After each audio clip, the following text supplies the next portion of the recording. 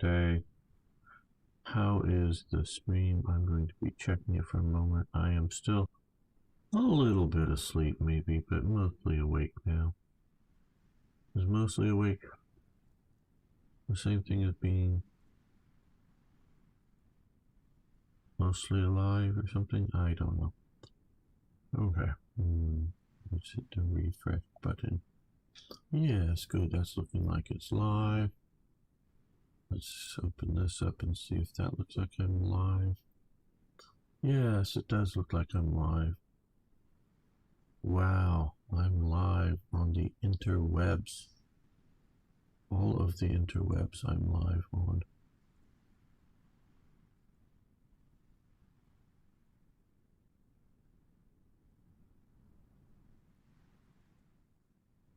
Let's take a quick look at. And Martin is already here. Hello, Martin. How are you doing today? I think I'm going to sneeze here in a moment, maybe. Maybe not. Okay, well, we have the Great British Pocket going reasonably well here. Germans are leaving us to put pressure on them. Yeah, waking up is how I am. Partially waking up. Still waking up. I don't know. What does that qualify as? Otherwise fine, but yeah.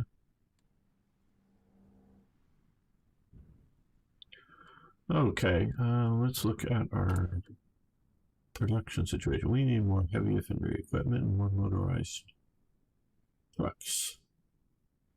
Okay, good to know. No, what do we have a lot of extra of? That's also good to know. So if we're going to shift something, if we are heavy artillery and artillery, we could maybe shift some of that. And heavy anti-aircraft, maybe even anti-air. Okay. I think we're going to go out one factory of each of these.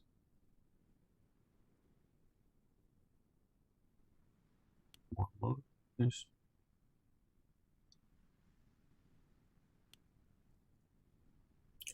That will be a little better.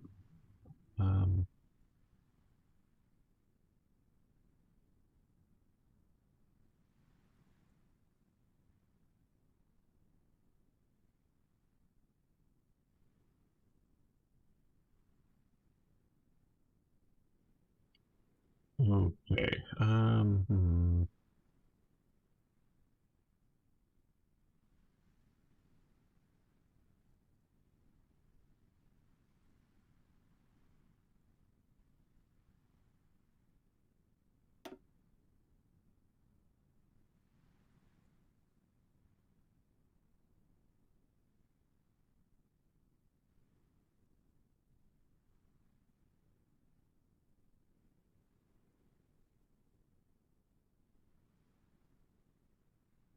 Wish it did a better job at telling me what is considered heavy and what is considered artillery. Hello, Arno. Good to have you here, my friend.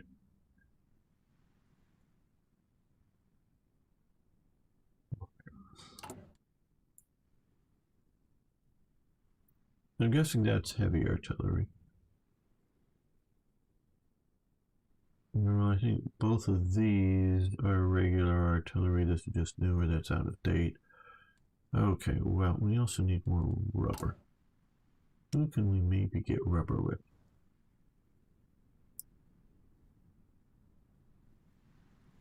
Somehow we're still getting rubber from Brazil.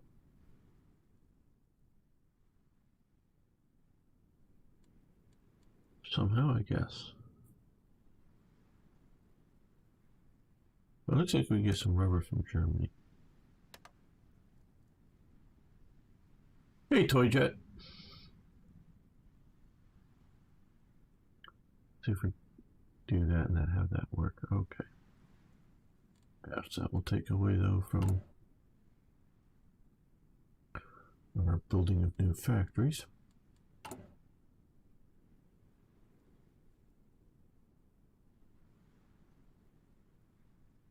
Okay, I think we're gonna live with this shifting some anti-air production.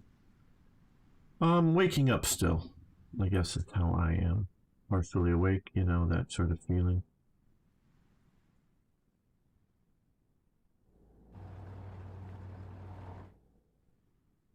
But otherwise, well. Okay, we're doing our part in the Great Crusade to spread totalitarianism around the world.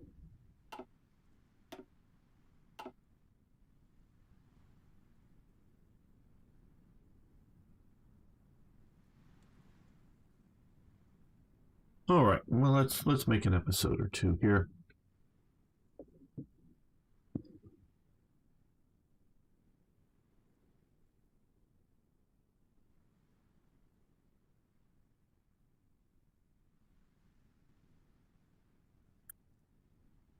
Why is it doing that? I don't know. Welcome, fellow armchair generals. This is Gamer 1745 here.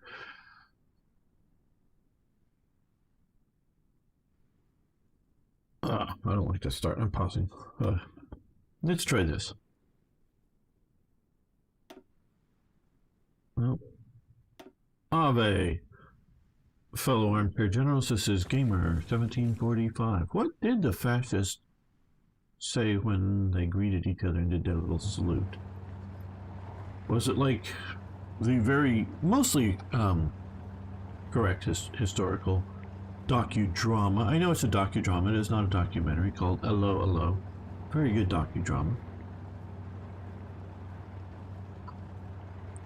And, you know, they have the Italian go, hey, la Mussolini.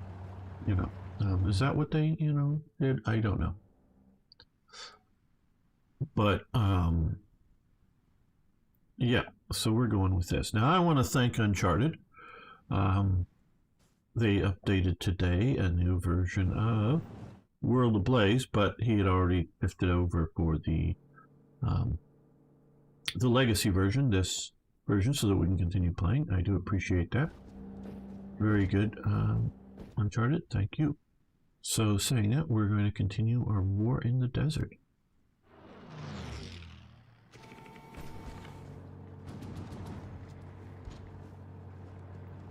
This encirclement is about the only thing that's letting us be as effective as we are.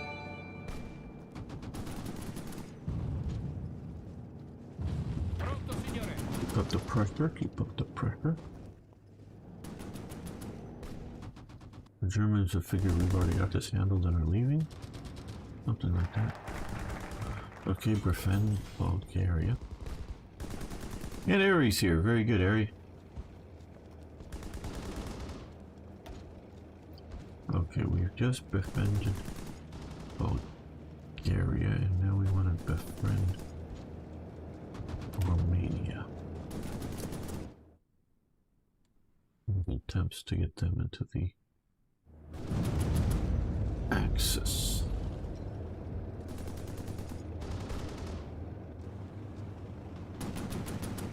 Prendete la mira. Attento. Doing this attack. Pronto, signore. Give them a moment's rest. Keep pressure on them. Pronto, signore. Formazione.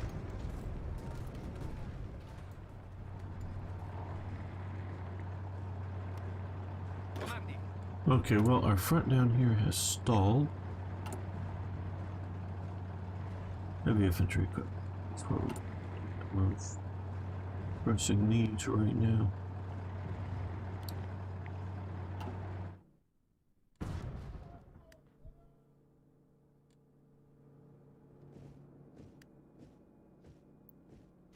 Okay, well, these guys here are going to be on a supply, if I'm not mistaken. Comandi. Pronto. Ordini. Formazione. Avanzate. They can support that attack.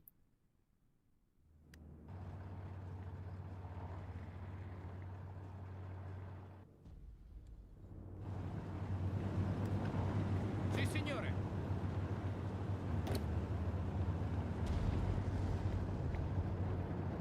Pronto all'azione. Comandi. One of the divisions go that way, and Pronto, signore. the other division goes that way. Comandi. You guys get marching too.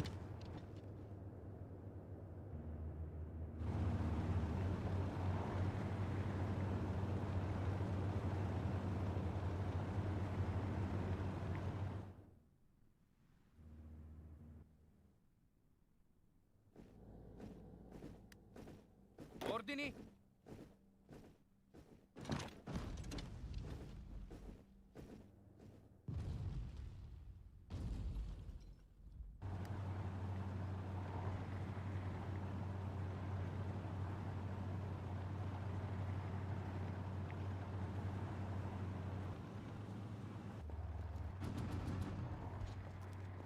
Already pushing. Pronto all'azione.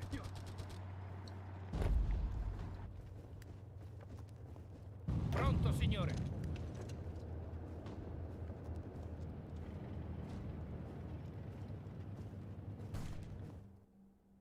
So push, push, push. Okay, I'm gonna wait for these guys. No. You join Sì, this signore. push. You join this push. Conf group A.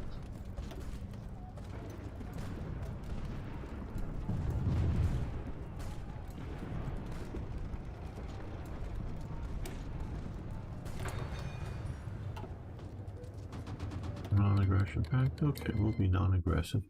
With you, Bulgaria?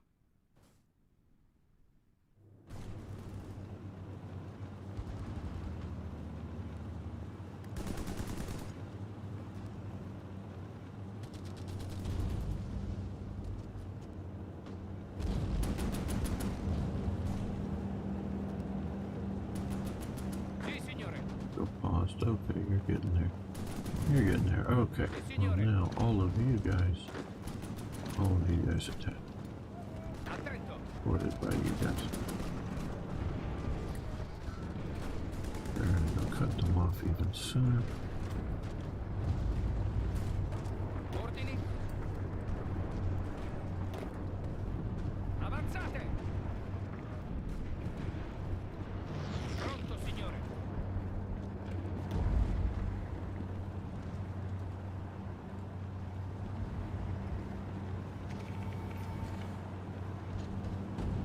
Pronto, signore.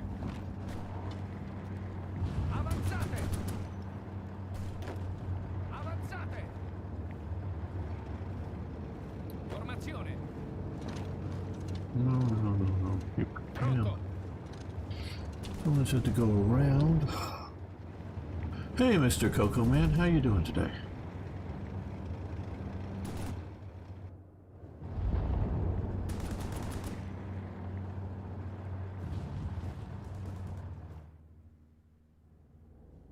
Okay, well, they're falling back even further, so we're going to Pronto. push and push. Here. I think these guys might be in limited supply from Addis Ababa, but not by much, if at all. Attento.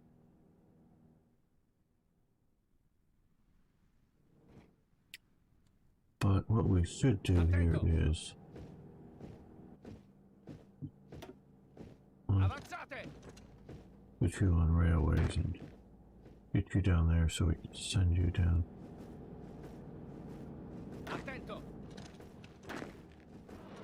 Pronto.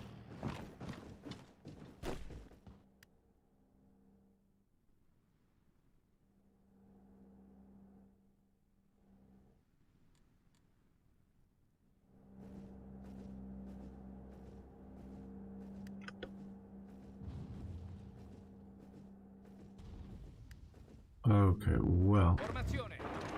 you and you attack here. Sì, signore. One of you support that attack. Attento. You and Avanzate. you and one of you support that attack. So we crushed the last resistance up here. Assassination of Leon Trotsky happens a little later. Years later than historical. Maybe not, I don't remember exactly. Okay, you guys get on board ships and sail down to here. No, no, no, no, no, no, no. That's not what I wanted. I said, hear the bell thing. Okay, maybe we can. Oh, we still haven't gotten this. Okay, well, I get to sit there until he takes that off. Okay. Pronto all'azione. Push into there now. You can push that way. Avanzate. No. Ah, I know I'm clicking you, goddammit.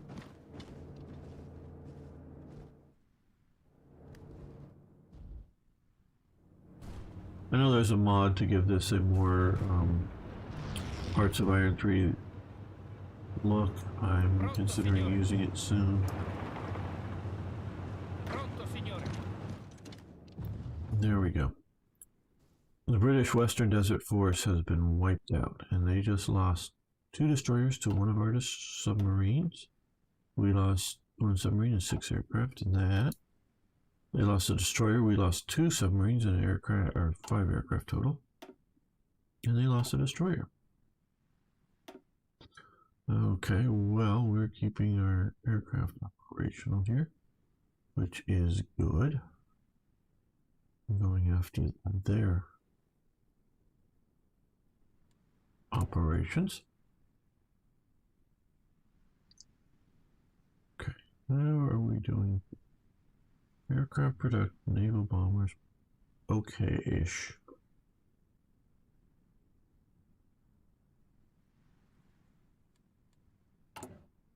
You know, we need to be building. That'll be repaired anyway, so let's throw on a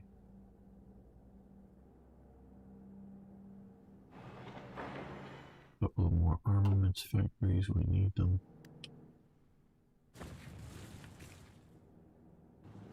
Attento. Yes, potato.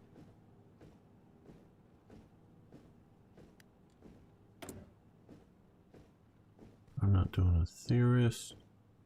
No bonds. Extensive conscription. Well, we got 1.5 million men. We're good. Hey, Thomas. Can you restart? Well, yeah, I could. Why are we wanting? Why would I want to restart? I'm guessing you mean the from the beginning. Hey, John, how you doing? Not just restart this stream, but restart beginning the game. But don't know why I would want to do that at this moment.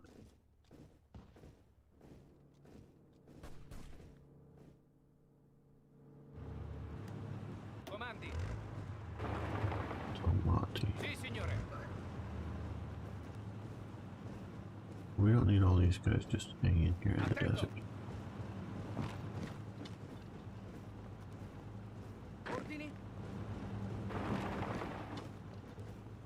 Pronto, signore. Send him to a port. I'm not sure where I'm going to go with him. I don't want to put too many forces down here just to go eat supplies in the desert. Okay, well, we still have forces here, so let's see, 48, yeah. You guys can come down here and operate over here.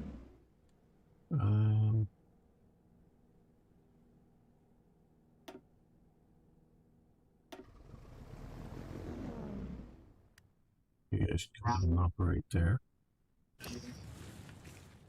Comandi. When are you gonna get there?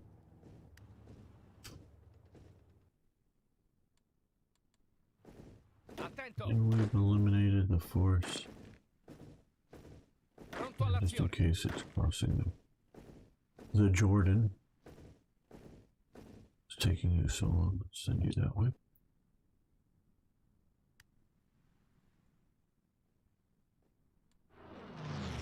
I do know they Sì, put signore. out a new version of the game, or the mod today. I'm gonna Pronto, get back signore. this way. But if I'm to get anywhere in these things and play it live, okay, we now have Hungary as an ally in their war. Hungary joins the Axis.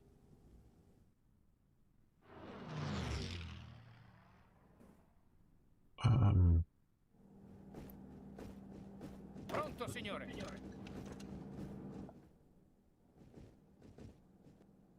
Formazione. Oh good, now we're here. Sì, signore.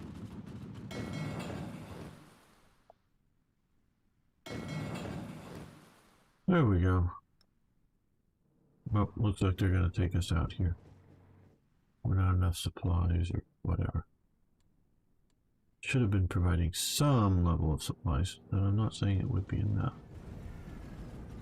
But well, we didn't get down here fast enough, of course. Second Vienna Award. Alright, carving up Romania. That means they'll like us more now that we've taken stuff away from them. So they will want to be on our side now. Attento. Yes, potato.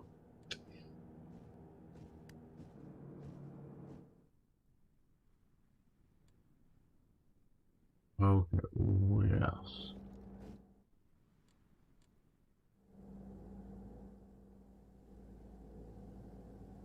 We have this force up and along here. We have... This is what we're looking for here. Right, reinforce up into the mountains. Pronto, signore. You guys Pronto all'azione. come here. See how our battles go currently.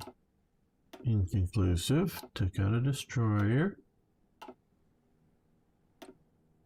Got a destroyer for loss of an aircraft. Well, that's easy. Yeah, that's an easy exchange to accept.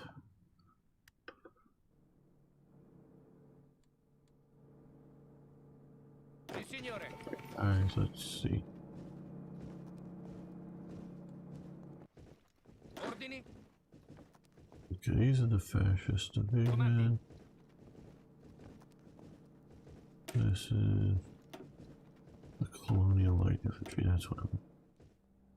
Okay, you guys come down.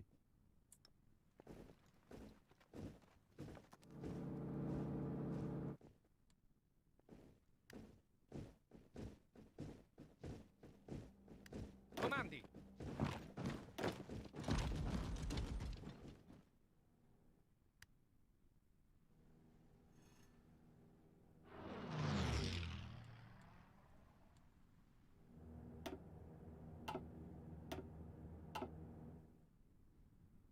More mid-Mediterranean accent.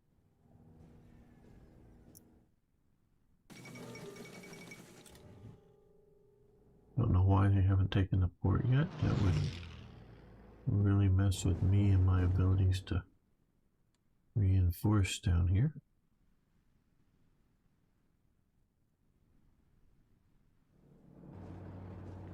We're trying to get there, I guess. Maybe we'll beat them, maybe we won't.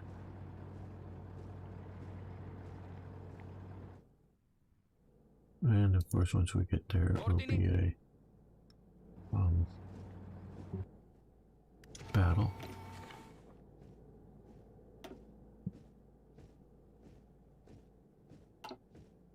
Okay, these are German aircraft, I'm guessing, down here.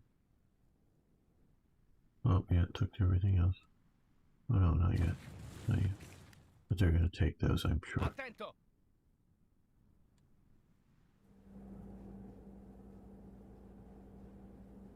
Ordini. Looks like you come in with that as one.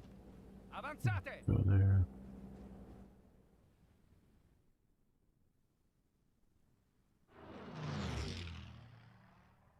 Sì, signore. As long as you get to that point. Will it be enough with disorganized groups defending?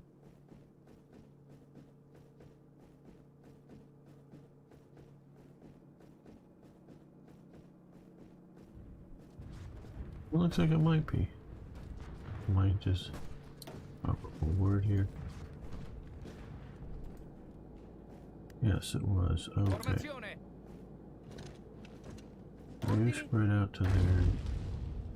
You come to Avanzate. here. Attento. You attack there. Pronto all'azione. I know you're barely organized. Formazione. March to there.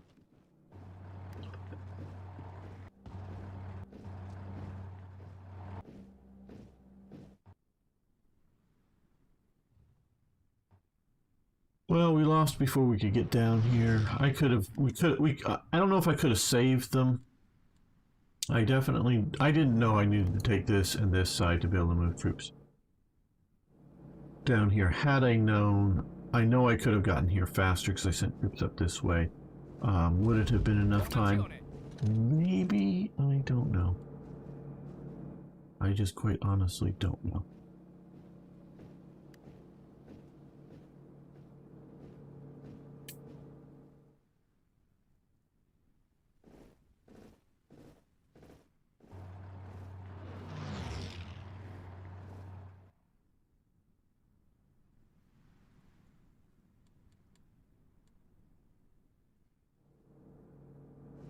Pronto.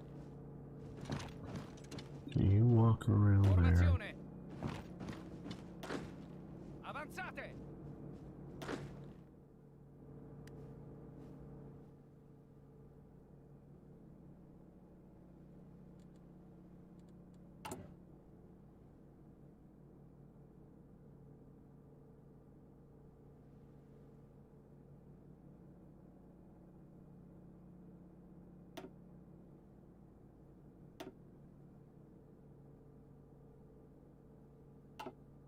I don't know why we're getting damage in Albania, really, quite honestly. Is somebody bombing us?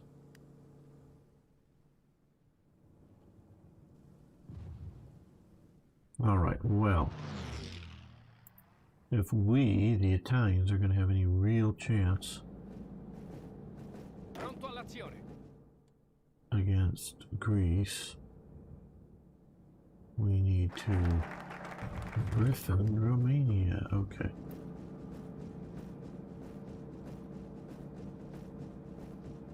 Comandi. Okay, well, let's plan this.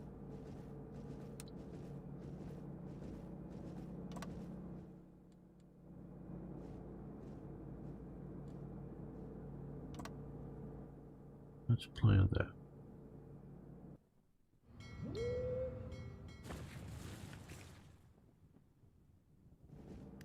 Days is it going to be 28 days.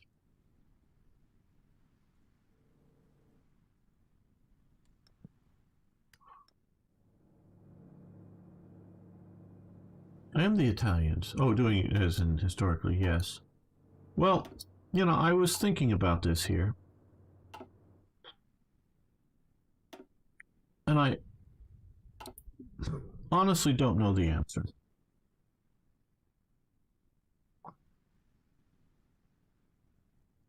With things as they were starting in 1940. Because Italy could have, you know, all of the nations, to one degree or another, could have been better production for the war. We know this. And there's some good reasons why they don't do better production for the war. Sort of like the U.S., you know, it has the M1 Abrams, and I know my friend Fritz, who actually drives Leopard tanks, the modern ones. I think the Leopard 2A6, but not absolutely sure. The actual variant. He talks about how the stabilizer on the Leopard is better than the Abrams, and I'm going to believe him because I don't know. Hello, Eric. I don't know, the details of comparisons of the two stabilizers, and whether he's just being patriotic or it is better. And that probably is better. I'm not doubting him. But the Abrams has been shown to be a very good tank. And the U.S. has gone different in the last 20 years or so, different seriousness levels in trying to figure out, do they want to, replace the Abrams, with what? Rumsfeld, way back when he was in the early 2000s, he wanted to not maybe get rid of all the Abrams, but mostly get rid of them and go to light brigades that were air deployable, not like airborne to land, from parachutes or whatever, but just be able to put them on the, American big strategic airlift commands and get them someplace, to emergencies. Now, of course, Iraq sort of kind of showed the folly of some of that. And they scrapped doing it. Now, the Marine Corps is giving up its armored battalions. I don't know if it's going to keep any Abrams. I think they should keep some. I'm definitely, I want a leaner, more, elite Marine Corps instead of just a big Marine Corps. But a few tanks is a good idea. Tank battalions for the Marines? I don't know. Okay. But so the point is they're thinking about doing something better. Well, on the stabilizer issues, I think the Abrams, and someone could correct me if I'm wrong. Hello, Russian dude. I'm sorry I don't read Cyrillic. I get that it's Russian. No disrespect meant, but just, yeah, hello, Russian guy. I think the Abrams stabilizer is a generation earlier, than the Leopard 2 stabilizers, I think. I'm not absolutely sure on it. And so, if they're going to make a new tank, what would you do different, seriously, than the Abrams currently? And I could see some things, there looks like some gaps in some of the armor that you might fix. But you want to keep generally flat angles because the way the Americans can swap out the armor pack, maybe not as swapping out kind of thing, but change the armor on the turrets without necessarily changing the rest of the turret design and function. Whether it has different depleted uranium, I know they've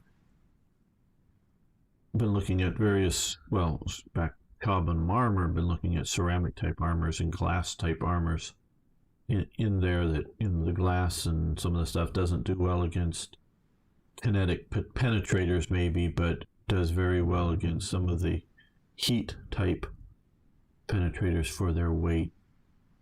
And so, it's looking at different stuff. So they want to be able to swap it out. So there's some of the things they do the same, I think. What engine would they use? Would they continue with a turbine? Or would they go with a more conventional diesel type engine, So there's, what do you pick to change it to? And another good sort of example is, why you don't get ready for a war too soon. Is you look at like the French. They come up, military thinking is just getting onto the idea of multi-shot rifles instead of single-shot rifles. And they've known about at the time. They knew about multi-shot rifles, in the American Civil War in the 1860s, and in the 1880s, most European nations do not have multi-shot rifles. The Americans didn't. or actually retreats from using multi-shot rifles, even with the Winchester 73 out there, which is, as some people point out, sort of the assault rifle of its day. And they retreat back to using, single-shot rifles. A lot of those reasons for the various armies is the power of the cartridge and the weakness that they wanted to use for their weapons, and the weaker cartridges for the multi-shots, because finally in the Winchester model of 1873, you're getting a properly powered pistol cartridge, because the earlier yellow boys, the 1866s and the earlier Henrys, their cartridge is fairly weak, and the Spencer rifle cartridge is fairly weak. So, they want something a bit stronger. And so they're like going, do we want a semi-auto, or not a semi-auto, do we want a multi-shot bolt action or a single-shot bolt action or a lever action like the Martini Henry? And they're all, armies don't want to, pay for, or maybe better term, governments don't want to pay for a weapon will be broken. So, but the French come out and go, boom. They do a multi-shot rifle, and the first one's out with a, not really smokeless, but we sort of say smokeless, a smokeless or non sort of traditional black powder cartridge. So they come out the door first with all of this. And they implement both things at the same time. And that changes the world of military. Well, they end up having in World War I the most outdated rifle and cartridge, because their cartridges are outdated in design in multiple ways, but including lacking, some of the more proper Spitzer bullets and things. Well, I think they did have Spitzer bullets by that point. But, trying to load them into machine guns and semi-auto rifles was really, really... Actually, it's Ukrainian Cyrillic, yeah. This Uncharted has done a lot of AI work. Fix, that's sort of an elastic term that I...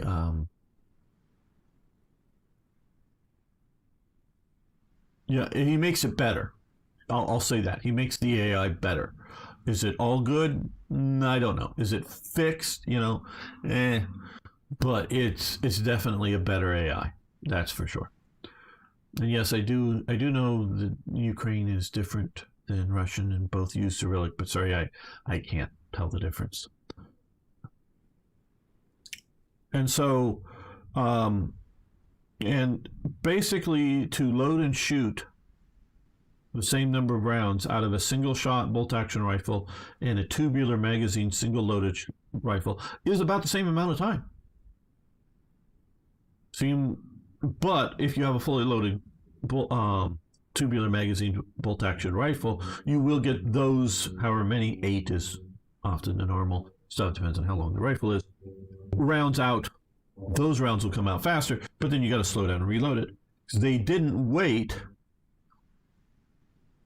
to figure things out more, like get a better cartridge that's going to load into a automatic weapon easier, and they didn't get a magazine system that was like, basically ends up, the best ones end up being the stripper clip, but there's several different things. So they go fast and do it, and end up by World War I having the most outdated weapon. And they slavishly stuck to that 8mm Lebel round because they already had so much in the system that they couldn't make a semi-auto rifle that would function well enough. I know they did end up having RSC, one of the models of that by the end of the war, but it's not that good. It's not quite working well.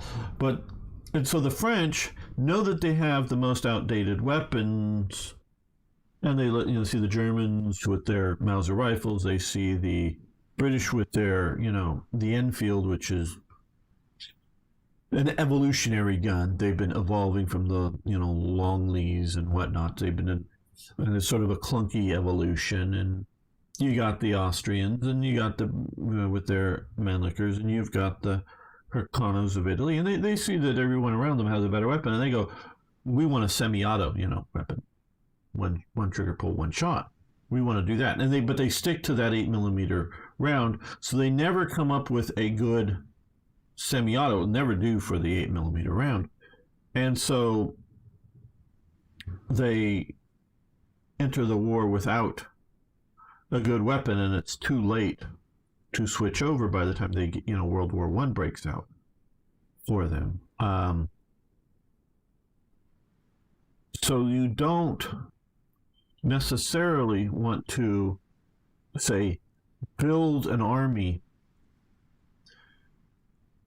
in 1934 technology.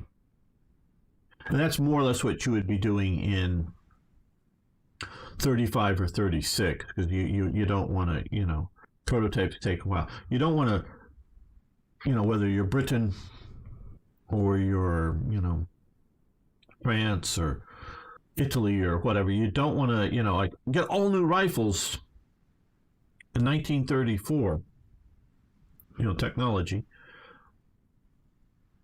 when you may not be having that war until 1944. And what are the rifles going to look like, and machine guns or tanks or whatever it is are going to look like in 10 years? And if what you have is still, you think at least, competitive to what, you're likely to face around you. So you don't just, so I know that Germany could have had more Panzer Is, probably easily had double the number of Panzer Is on day one of the war. But Panzer Is are meant as a training tank, as a, they do sort of kind of think, if we're going to go to war too early, they'll be used. But they're not really meant to go to war with. And they're the most numerous tanks, basically, the start of the war. They're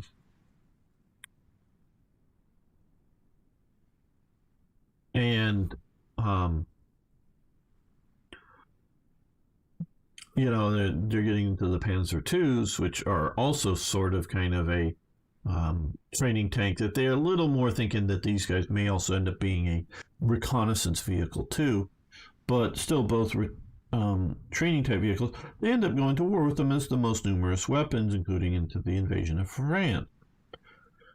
So, but if you had double the number of Panzer Is, things would have been better for Germany. But they don't know that. So Italy, who is not only using a lot of World War I technology, they're actually, a lot of their artillery, as well as rifles and whatnot, are using literally World War I equipment in World War II in their mainline divisions. That doesn't mean, and I know this is a long way around here, that doesn't mean Italy couldn't have produced more than it did. It could have. Now, I don't know how much more in a particular area, and without necessarily reducing another area, because one of the most up-to-date for Italy, not the most up-to-date in the world, but the most up-to-date for Italy, is the Navy. They basically built a new Navy. There's some pre-World War I ships, I'm pretty sure. And there's definitely some stuff built in the World War I era, but a lot of the premier Italian Navy is built post-World War I. Where, like a lot of the U.S. Navy, and a lot of the stuff that gets sunk at Pearl Harbor and some of the battleships, those are World War I era battleships. Or in some cases, I think, and people can correct me if I'm wrong, because I'm sure I'm wrong to a little bit of a degree, some battleships that are, when I say World War I era, they may have been, started production in 1918 and left, the shipyards in 1922 or something like that. But these are, roughly World War I type era technology battleships that, yes, they have seen some upgrades over the years.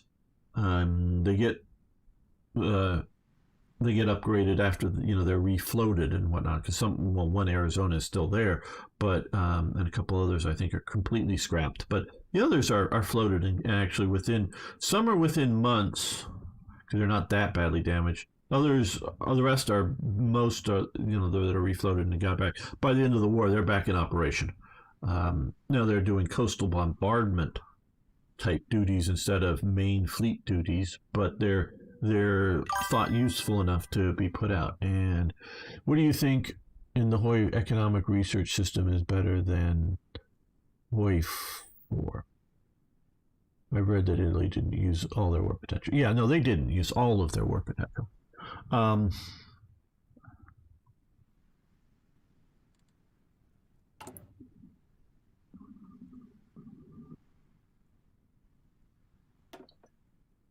Okay.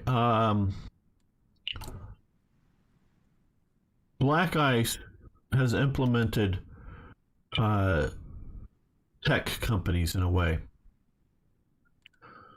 I guess this is on. I'm going to call him Iba because his first name sort of looks like Ibah. Probably something entirely different, but that's what it sort of looks like to me. Iba. This here. Well, okay. It's economic and research. The production is better because you're producing things and not units, and you're training units. You're producing things and you're training units. That's better. The trade, I think they could have still used money better than just factories, but this works for pretty good. So the economy, I think, is a general better. The research,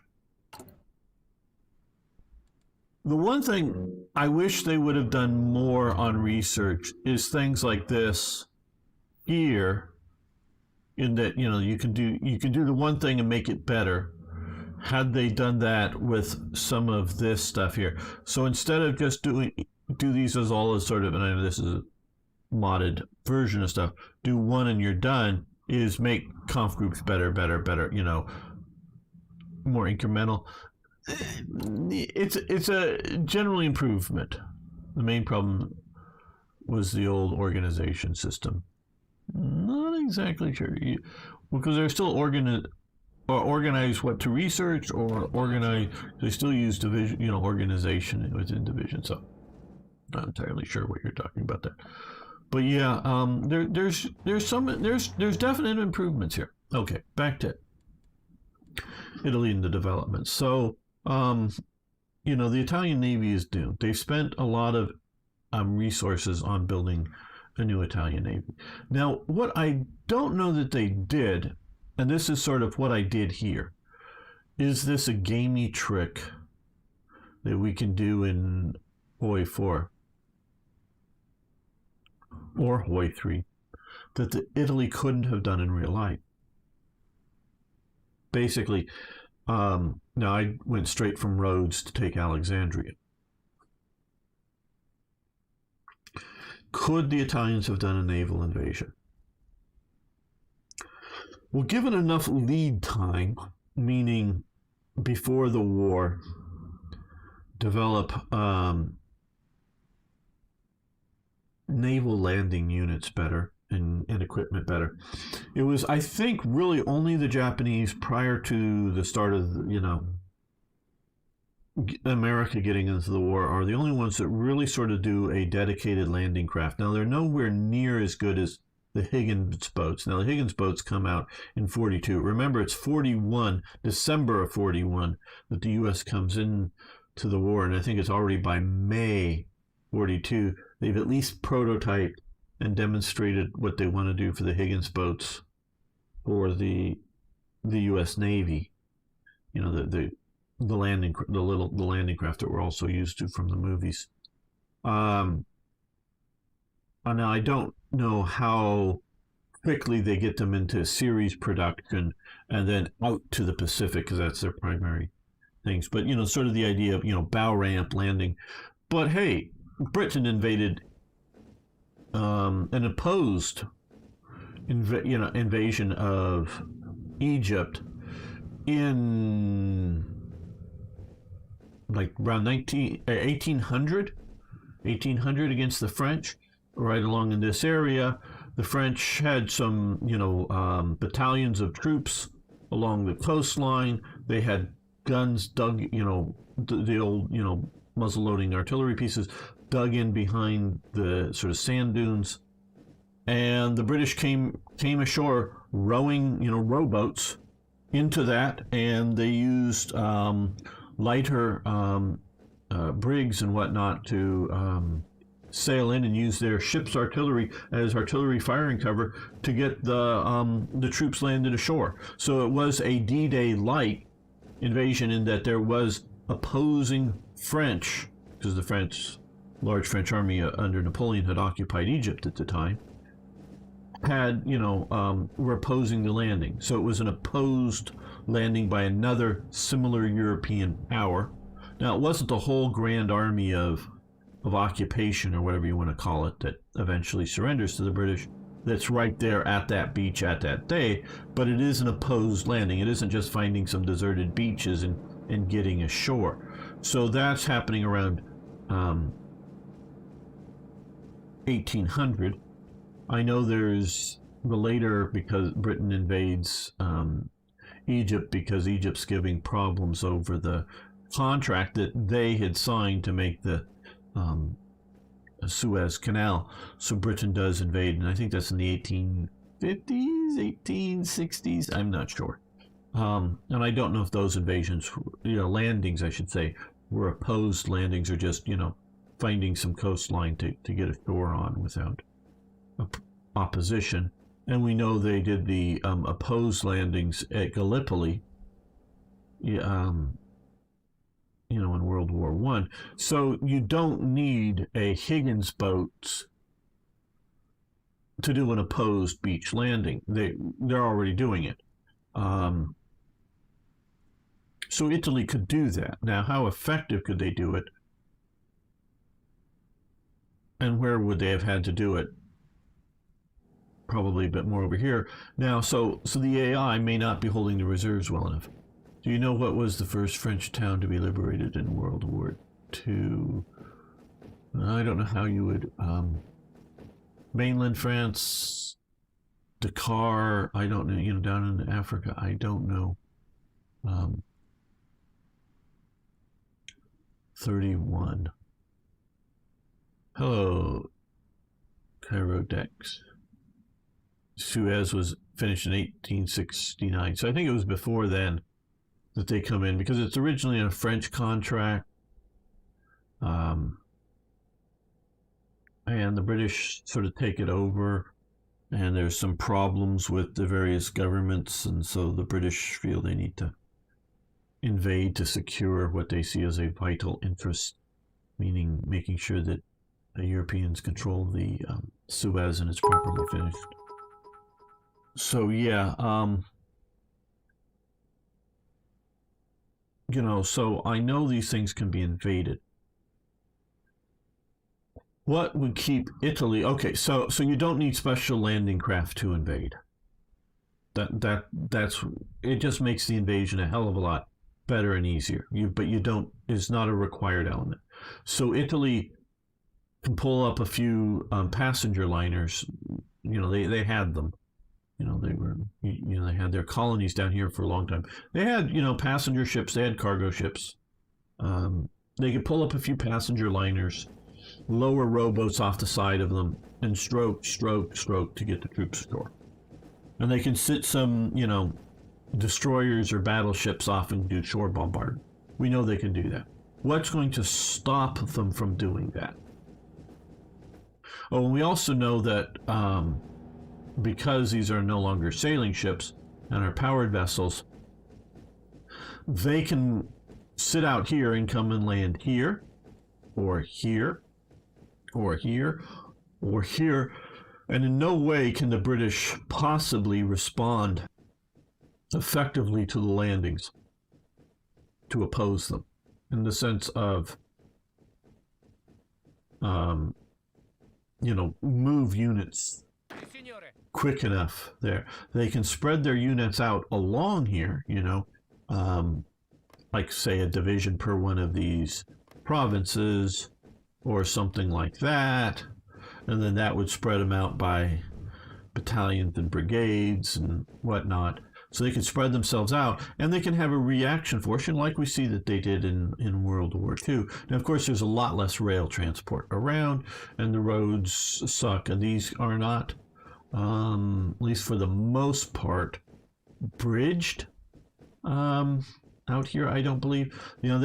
I'm pretty sure there's a bridge across the Nile, at Cairo, and in a couple of places there's some major bridges, but it's more river crossings, and this is a pretty shifty river. So I don't know how well it's bridged. And there is like one train. I know there's a rail road that comes up and along here somewhere and goes, here. I know there is a railway here, but that's just a railway. That isn't a rail. Rails going everywhere. Back and forth. To here, to there. There's a few railroads around here. Something that you can fairly easy cut and also limit your movement. So you can respond to it, but not rapidly, and not as rapidly as an invasion force coming ashore. Okay, so the two things that are going to, in a practical sense, stop a naval invasion are naval assets and air assets. Because if you show up with a couple of battleships, a few cruisers, and some destroyers that have and a lot of stuff early in 1940, most navies' anti-air was woefully inadequate. Britain starts the war with the pom-pom guns. Those are basically big Vickers machine gun shooting I think about a 20 millimeter round off of it. Actually fairly good, but fairly complicated to make, and they don't have nearly enough of them. Sometimes they make in a big sort of 6 of them at once, or 4 of them, once in one little mounting. Pretty good, but not so great. And machine guns, 303 and 5.5 caliber, 55 caliber machine guns, basically. They don't have in proper production the Oerlikon or the Bofors yet. That is being spun up in America.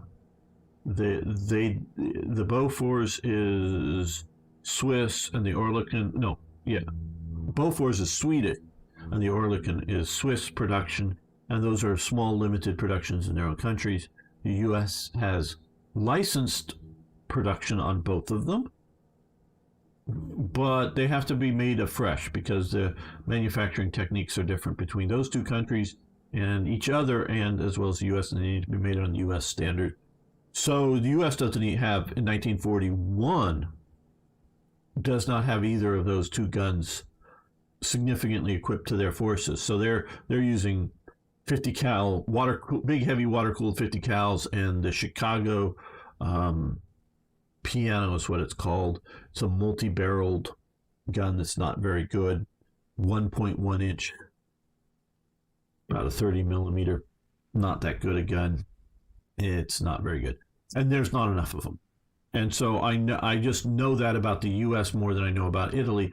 But just because of everything, I'm sure Italy did not have good enough anti-aircraft weapons. So you show up with those and some transport ships, both cargo and troops off the coast, and if there's enough RAF bombers, they'll just sink them all, or enough of them to make the invasion not work. So aircraft can sink them all, and of course the Royal Navy can sink them all. The 40 millimeter, that's the Bofors. The Bofors gun is a 40 millimeter. The Oerlikon is a 20 millimeter. There's a lot of 20 millimeters in use in World War II. Most of them use different ammunition from each other. The German 20 millimeter guns may have the same diameter of rounds coming out of them, but the whole cartridge, the powder casing behind them, are different shapes, different lengths. They can't feed the same 20 millimeter ammunition. But the U.S. sort of sets the standard for the Western Allies with the Oerlikon and the Bofors guns and the 40 and the 20 millimeter, and basically everybody's adopting them because they're just getting the American-made guns and American-made ammo and putting them on their ships. It just sort of becomes the standard, largely for the Western Allies. And so aircraft can stop the invasion, and ships can stop the invasion, because obviously ships can sink other ships or submarines.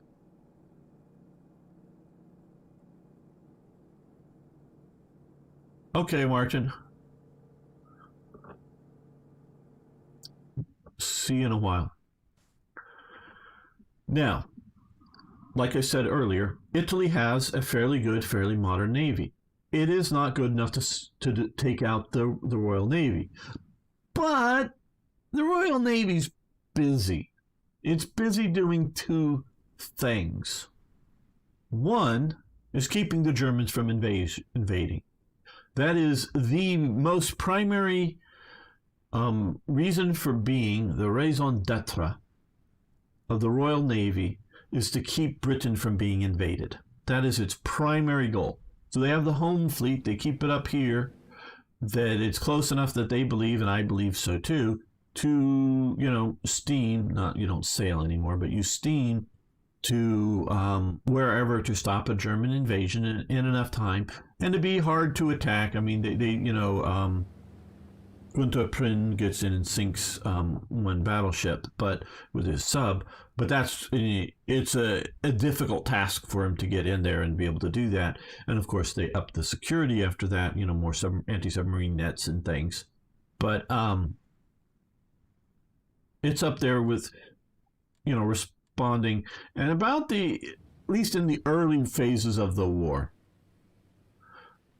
the only time that I know that they really get the home fleet out of position, meaning not just up there waiting to pounce, is when they were out looking for the Bismarck, sailing around here. That they retask a lot of stuff, and the home fleet, but it's still in these sort of waters out here. It isn't wandering around the Mediterranean or somewhere else. So you have the home fleet, and then you have about the same size of fleet, not the exact same composition, but about the same size of fleet that's doing the sort of second job that Britain needs to do, it is to keep supplies, ships coming in and out of Britain. So they're escorting convoys.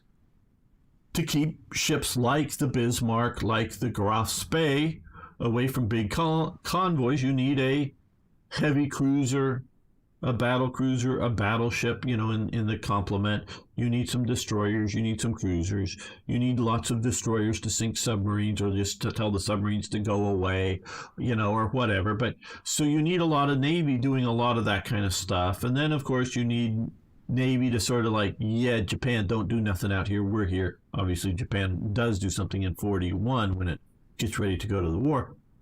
But, so as well as playing around in the Mediterranean, the Royal Navy is busy. But it does have enough ships to put some stuff in the Mediterranean. Now, once the French Navy is at first taken out of play by going neutral, and then heavily being sunk by the British Navy, they come in and bombard and sink the French Navy in port in Dakar, killing about 2,000 French sailors. Slightly fewer than, I think maybe it's fewer than what was killed by the Japanese at Pearl Harbor, but they sunk, or maybe it's just 1,000 or something French sailors. But they killed a bunch of French sailors and bombarding it with the fleet under Churchill's orders, to sink the French fleet, because they didn't want it in German hands. And so once you get the French fleet out of the picture for the Mediterranean, the Italian fleet is a real menace, but it's definitely up at the tops with Mussolini, and also I think with the tops of the Italian Navy, the Regia Marina, the Royal Navy, and basically in Italian. Is they don't want to lose these precious ships. The ships are just too precious to lose.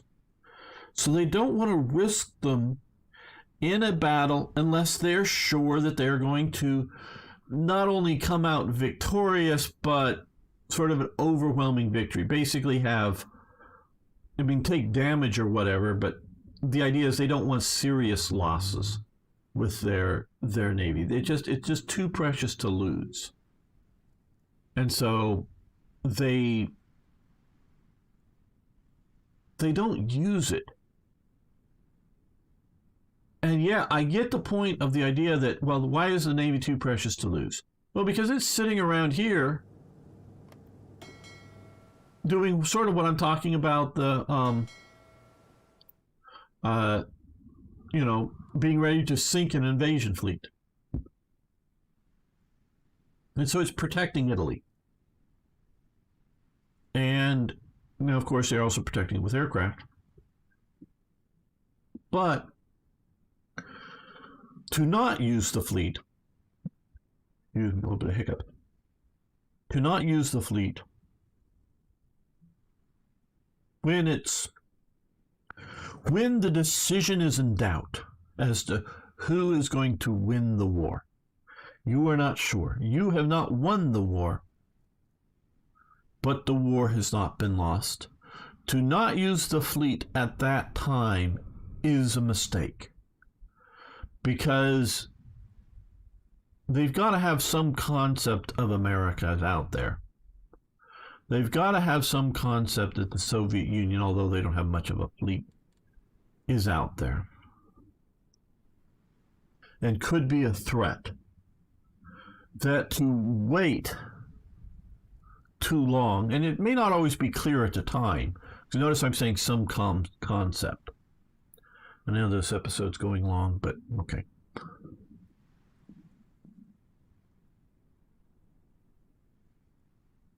I know they did some naval engagements, absolutely. And I'm not familiar with all of them. I definitely know they did naval engagements. But the point is that they were always trying to make sure that they had the advantage in the actions, or they didn't want to strike. So you're absolutely right. There were surface engagements.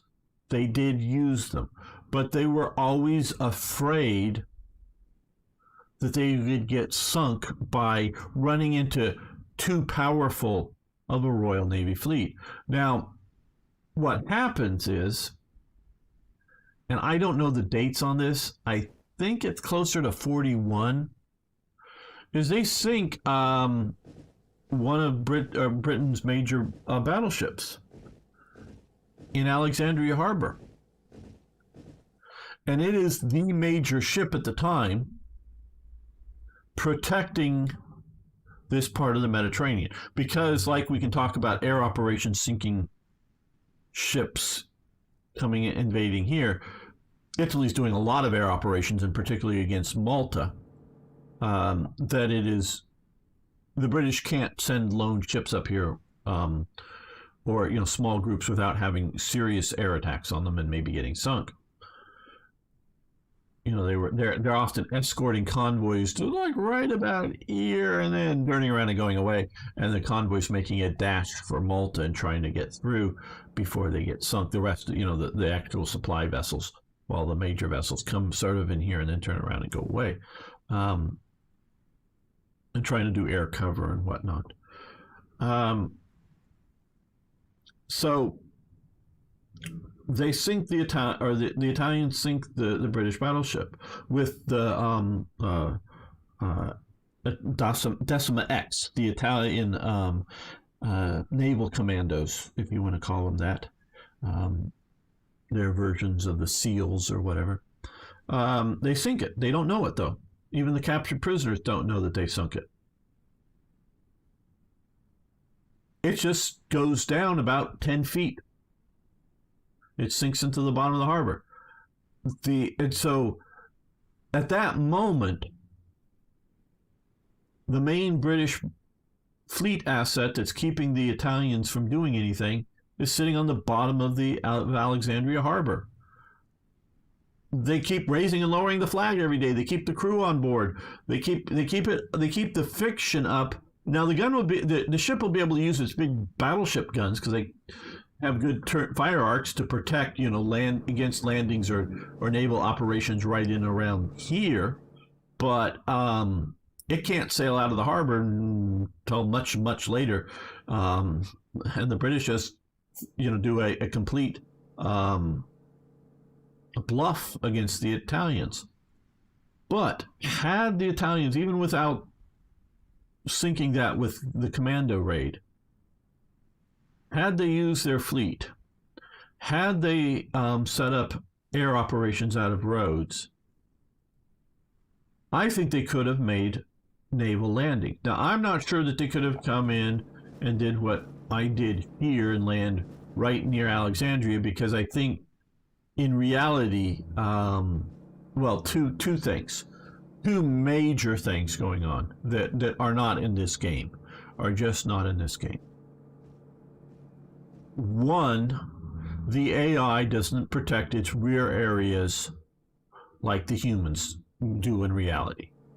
For all the time that the Western Desert Force is messing around out here, getting almost to Tripoli or wherever it is they get to, and then get pushed back by Rommel to here, and then come, back and forth and whatnot, there are still some divisions in reserve.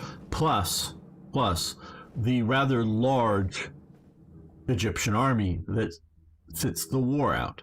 They have one little engagement out here somewhere because some of the German or Italian commandos get too near Siwa, which is a desert oasis out here, and some Egyptian artillery shoots at them. Otherwise, the Egyptian army sits the war out. Some of the officers are maybe sort of pro-German, but they're really more anti-British. But they're not necessarily pro-Italian because Mussolini wants to take over. They see Germany as a possible liberator. They see Italy as a different conqueror, and then maybe not as good conqueror. Hey, Big Bone, how you doing? And so the Egyptian army very well may have fought. And fought hard. May. Now they're equipped very much with World War I equipment. Leftover World War I equipment. Their rifles are the older rifles from World War I, and often well used, not just old rifles, but well-used rifles from World War I, artillery that's left over from World War I that Britain's given them after the war. They're basically a World War I equipped army. So they're now compared to the Italian army, and they're not terribly well trained either. I don't believe. I'm not saying there might not be good units. I just don't know much about it, but I understand from some of my limited reading on it, they're not that well trained. They're not that well motivated. They're not that well trained. Don't know how they're going to do against Italy's army, which is not very well trained, not very well motivated, not very well led. So I don't know how big a factor the Egyptian army would be. But I do believe Italy could have got itself together. I would probably realistically try to invade Cyprus first, because once you get Cyprus, you get air bases, because they're easy to repair if somebody's tried to damage them.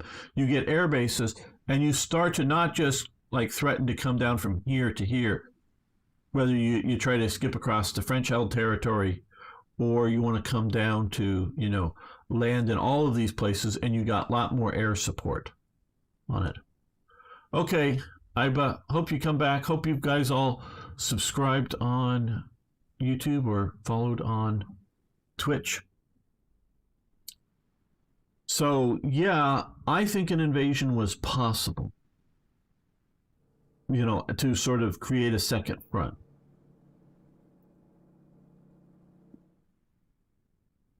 but Italy just didn't think in those terms really for some reason. And where we can see it's possible to do, I think it is, because you got to put in a lot of aircraft, got to get your navy out and really aggressively move. And you don't necessarily have to like sink the British Navy that's in existence here. You just have to offer it battle and protect the naval forces coming in, and probably the British Navy will come out. And depending, because the Navy force level goes up and down over time. It's not the same all the time. It wouldn't go out to be sunk because it isn't going to, like, it isn't defending Britain. Britain, the Royal Navy, the Home Fleet will go out to be sunk. So long as it sinks the enemy attack force, it's willing to be sunk itself because it'll do its job. If it sinks the attack force and it gets sunk, it's done its job. Egypt isn't Britain. And so if it really thinks it's on a losing idea, it may be ordered out of the area. But if it's competitive, they will engage. So you need to be willing to offer battle. You need to be able to land. You might work.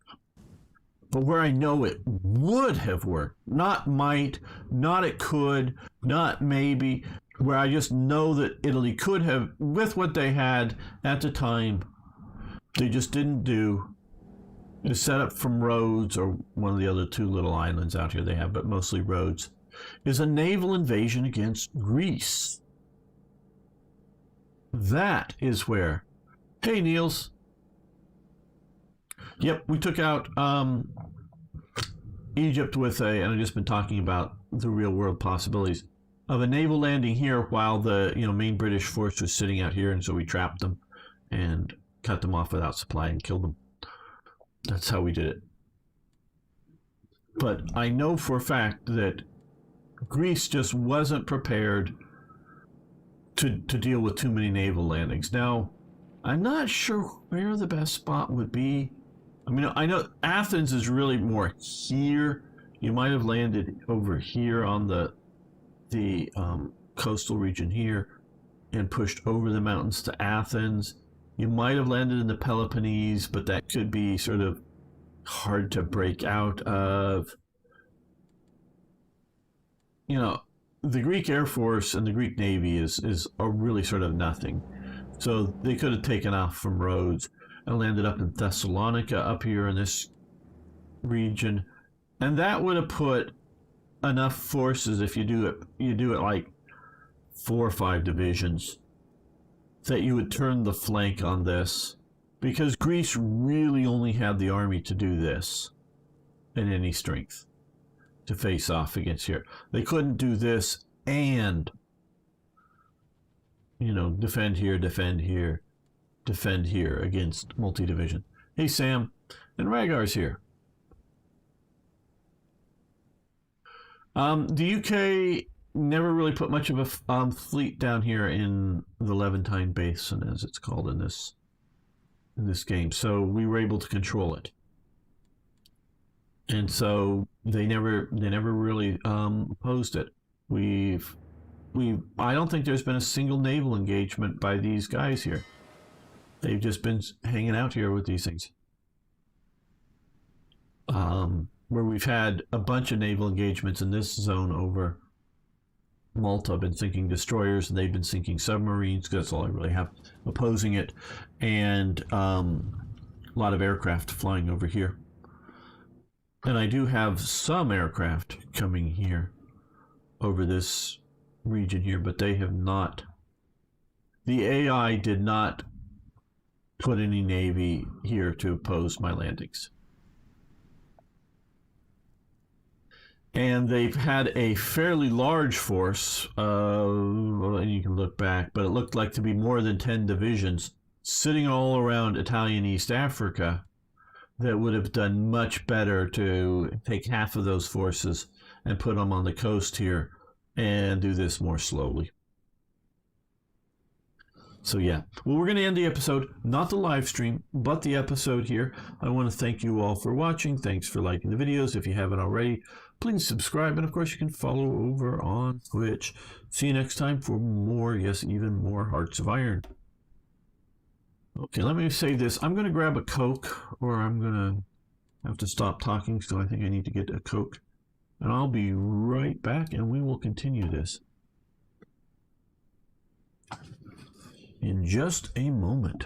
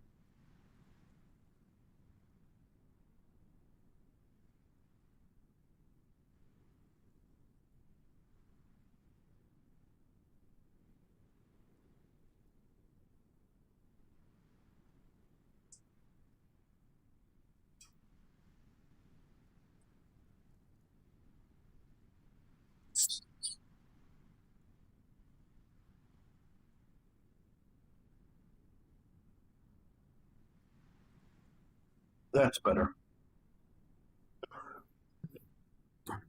Much better. Liquid Coca-Cola.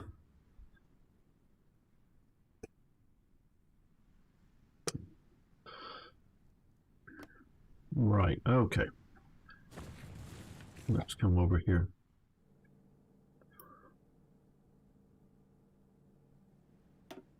Welcome back, fellow armchair generals. This is Gamer1745 here with my continuing playthrough and Hearts of Iron 4 with a look at World Ablaze mod. They've just updated it today, but fortunately they also set up the legacy version so we can continue. So this is a slightly out-of-date version of the game. Well, let's see. What do we want to do here? War with Greece. Completion time 70 days. Not infected.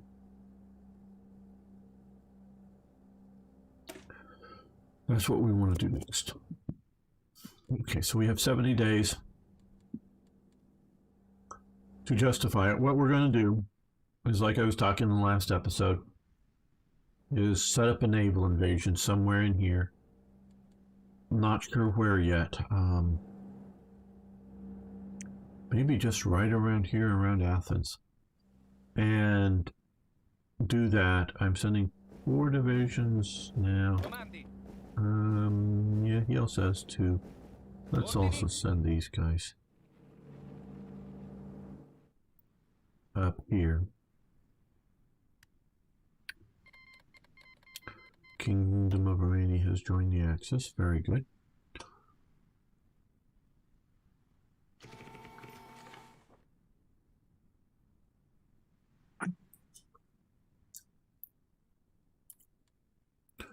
So now these guys can reshuffle divisions again. Okay, so we now have them as our ally. All right, well.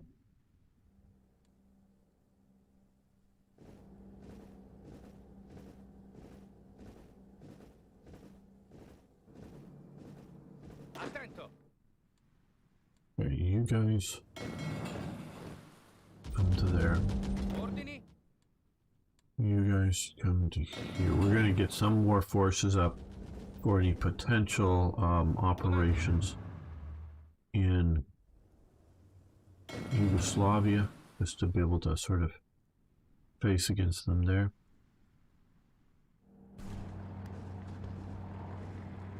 Continuate l'attacco. Something about a taco?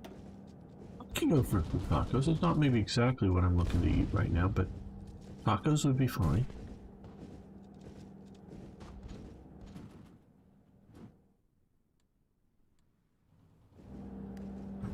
Ordini.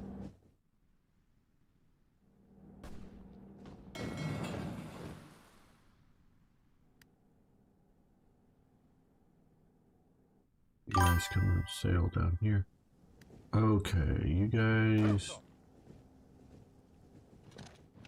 push into here. Yes, potatoes. Are they chips or baked? I don't know that I want potatoes and tacos together.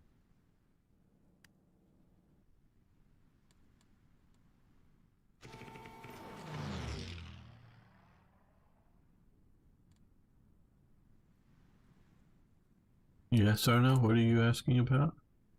What am I? Para-offensive. I don't need that.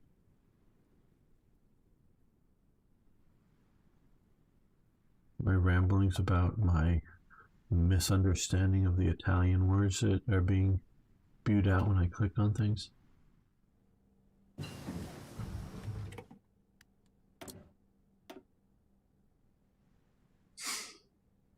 Okay, August 1940.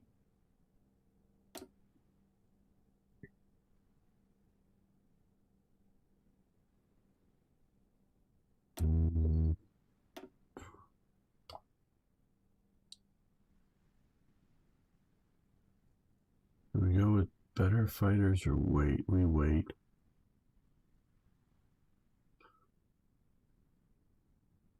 I think we'll go jump to those a bit later.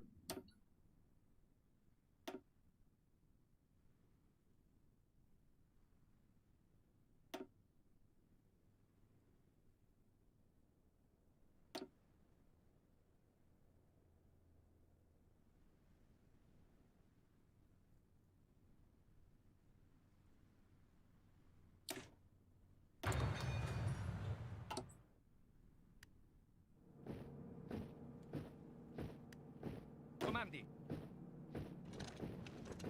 Attento. We want to keep pressing before they can get well organized. Sì, signore. One more division push here, just to pin these guys in place so that we can occupy down here effectively.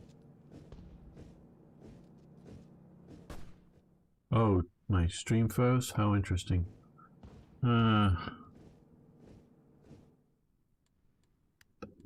Okay, I want to start Lend-Lease.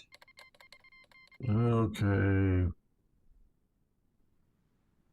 Are those armored cars? Or are those trucks? We know we need trucks and heavy infantry equipment. Sì, signore. Okay, you... Oh, you stopped attacking before I knew you were attacking. Okay, well, let's... Pronto, signore. And now we will support the attack. I wish I knew you were doing it. I would have supported your attack. Because we're trying to stop them while these guys flank around behind you.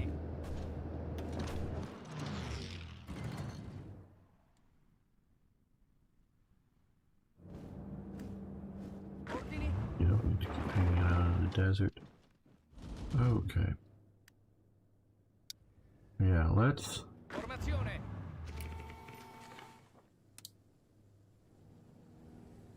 Yes. Start from here.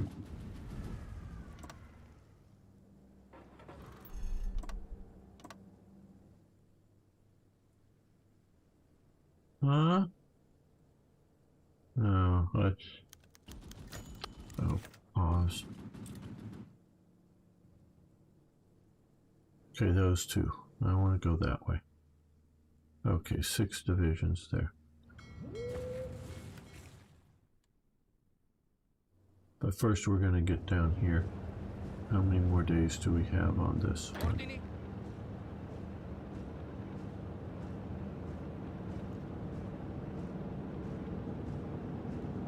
11. Okay, days we've done, so we have 17 more days. Once we do that, basically we've ended the Royal Navy's operations out here. Anything that would possibly oppose us. We lost an aircraft and it's this.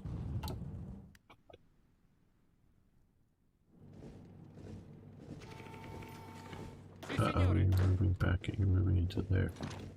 Okay, well we wanna, well, they've got some tanks up there.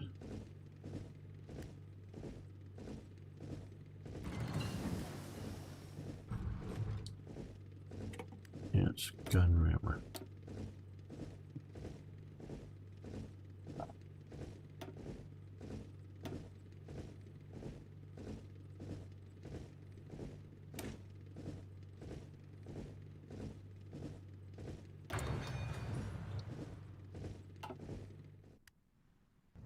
Ordini. And a few more forces.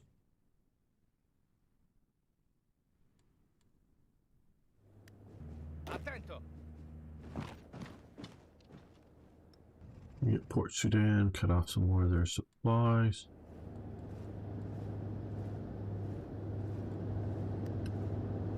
Sì, signore.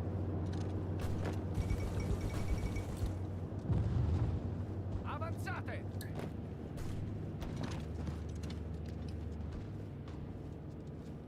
Maybe that we're trying this again. You'll come in, Germany? No. Ordini.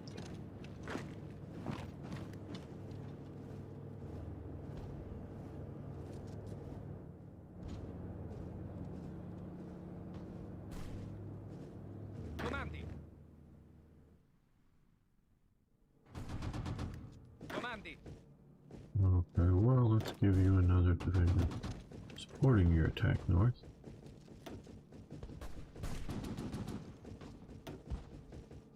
We've lost our airport here.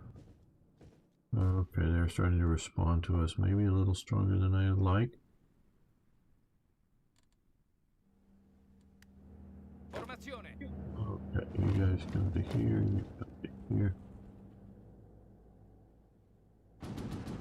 Sì, signore.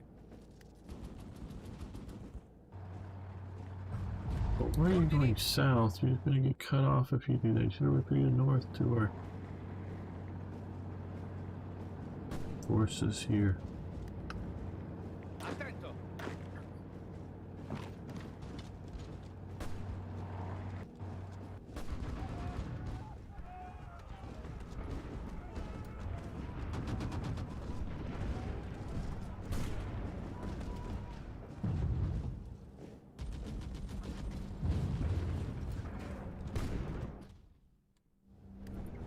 Pronto.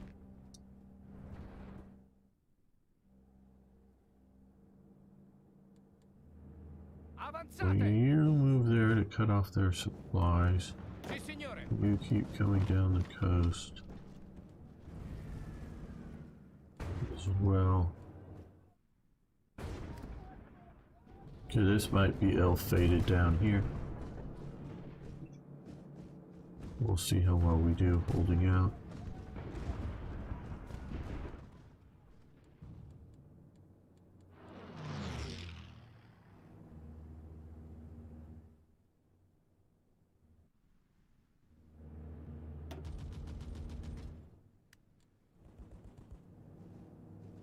Let's also shift some fighters to here. Then an operation over here, just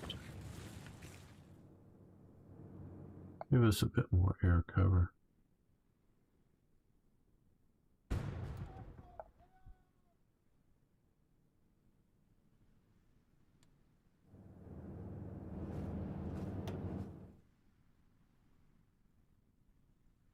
Okay,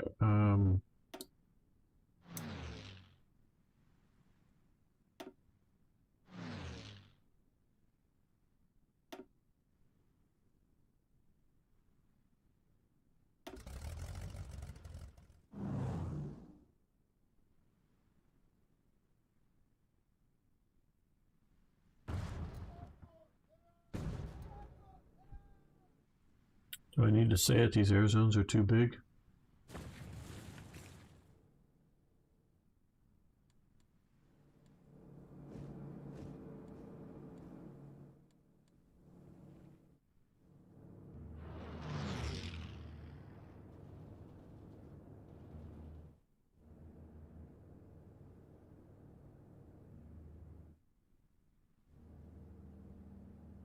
Yeah, we still control that. Very good.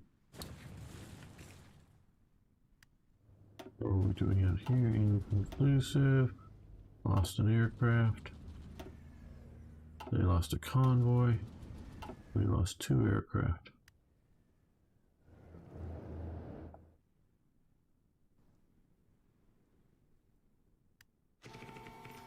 And what are we doing for things? Well, let's see. We could reduce, I think, our... Oh, well, we're not getting much from there, so let's see if we can stop that. Okay. Oil. Let's see about oil. Can we get... Okay, we're not getting anything. Oh, no, we're getting delivered 20. Okay, somehow we're getting 20. Romania. Let's see about getting some more from Romania. That way we can either decrease the speed of reduction or maybe even positive. I don't know.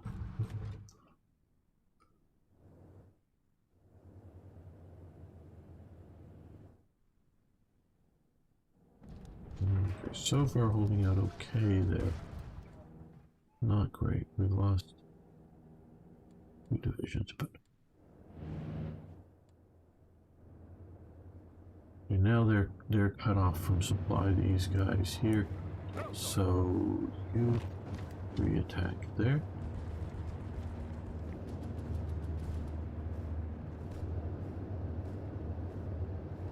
Ordini. Avanzate.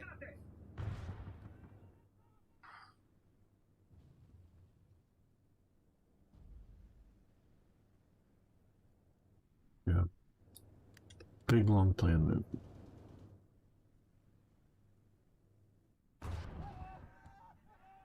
Well, okay, so Malta and supplies. That is an interesting question.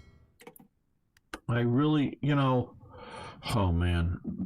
I still love Hearts of Iron 3. In some ways, in many ways, I still think it's a better game.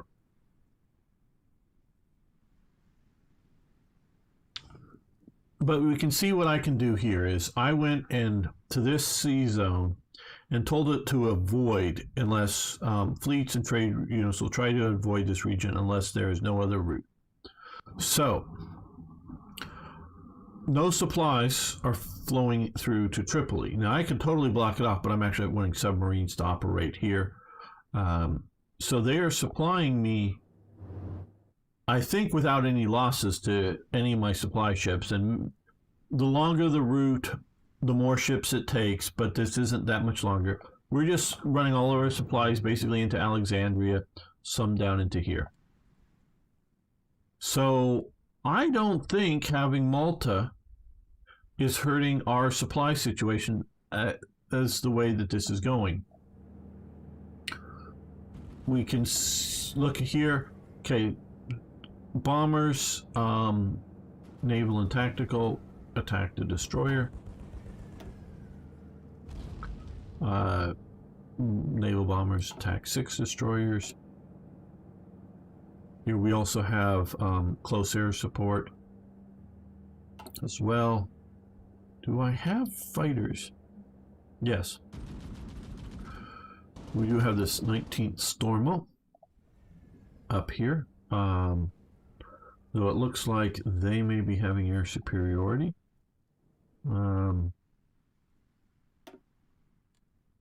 Let's fly you to here and then operate over there. Put another Stormo over the basin to oppose any fighter aircraft. So we're sort of winning, well, we're not really winning the air battle there, but we're somewhat winning the naval battle here.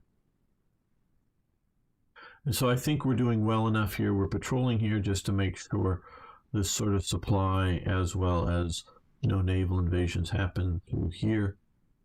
And we're going to need to run some ships in the Aegean to make sure our naval invasion works there. But I don't think this is really hurting us, and I don't know that how much that would have been hurting Italy in real life.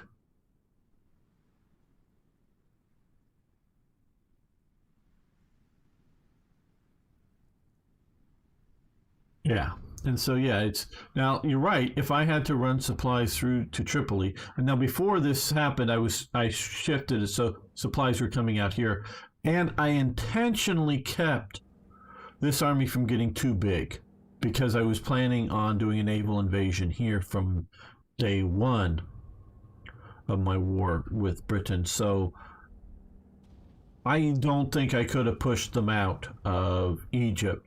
I don't think the way, and I don't know that that's wrong or incorrect, but even if I put all the armor forces here, I think the British heavy armor would have kept me from pushing them out. Might have pushed them back, might have made headway. I don't think I would have been able to push them out. Germany might have, but they only sent infantry divisions, so they never sent any Panzer divisions down there. But Italy was not going to do that. So I had to do, smart thinking and do a naval invasion around. And that is, the way that I was able to do this.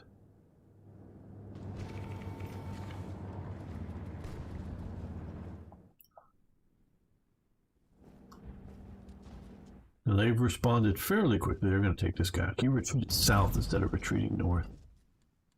But as we can see here, 3, 4, 5, 6, 7, 8. Yeah, 8 divisions at least are down here, a heavy armored, a mechanized, that are not, facing against here at the moment. We've got 2 surrounded. These guys are really getting pounded by my troops here and not getting resupplied. So 8 divisions. Again, I've lost at least 1. I think this was this 4 divisions I sent down or just 2? I think this was 4. So I think I've lost 3 divisions. This is going to be the 4th down here. So it is not entirely ill-fated, but it is keeping them from reinforcing up here effectively, and getting down Port Sudan reduces the amount of supplies flowing into British Egypt from outside to support anything down here. Now, of course, they can run supplies in through British Somaliland, Mogadishu, and whatnot, but it's just a longer supply route.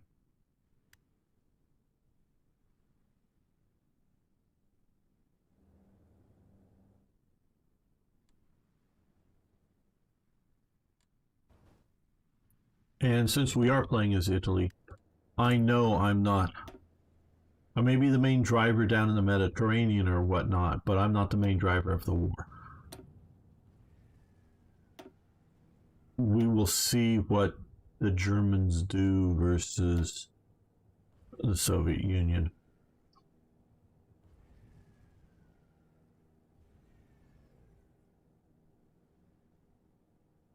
%, 10%. Well,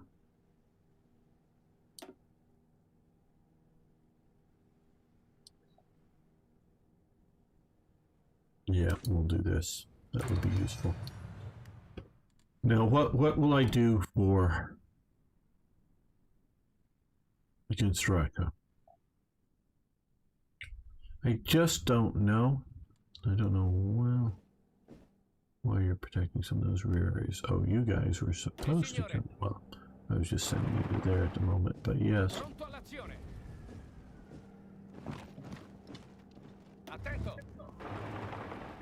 Just to make sure we're not entirely flanked around.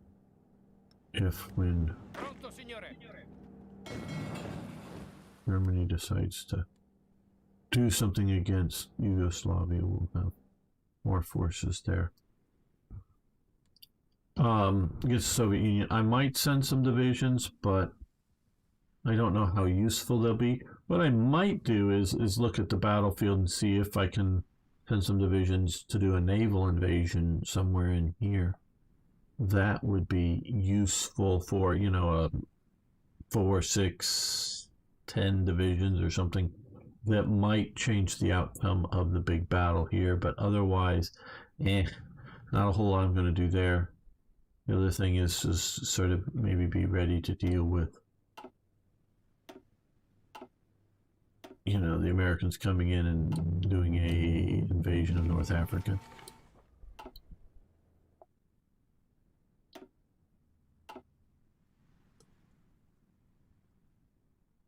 Yeah, now we're down to these 6, which are holding out okay-ish. Pronto. Attento.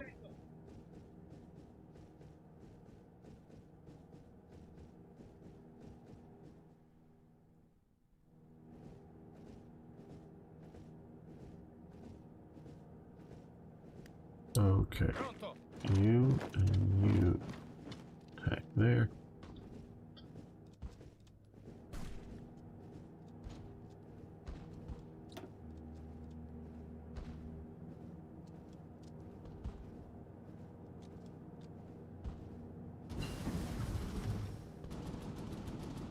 Creeping barrage, very good. Is creeping barrage better or worse than a creepy barrage?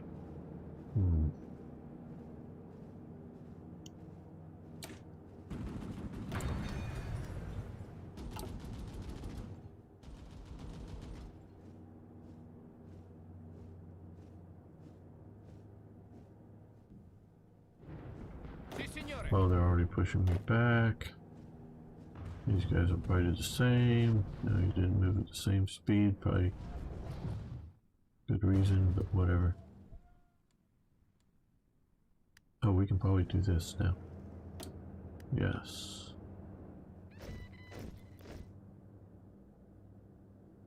We still have naval superiority.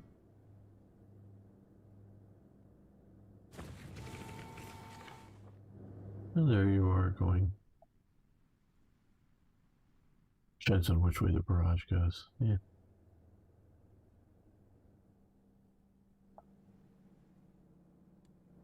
Okay, so we're starting to get some opposition here coming north. Attento. Pronto, signore. Don't think enough time for them to save their divisions here. Okay, you turn around and come back here. We would like to hold Port Sudan. Continuate ad avanzare.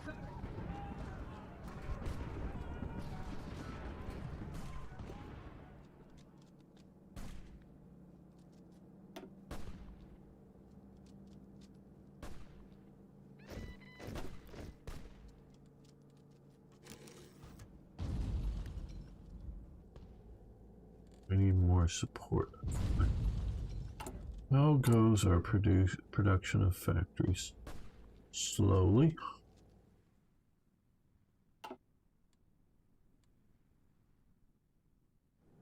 Oh good, we've taken this. Let's remove that. Comandi. You just walk around that way, you come to that way, take out whatever airblade planes they have based here.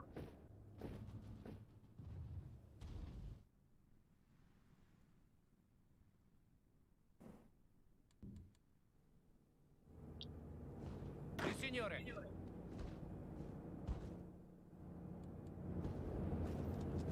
Ordini.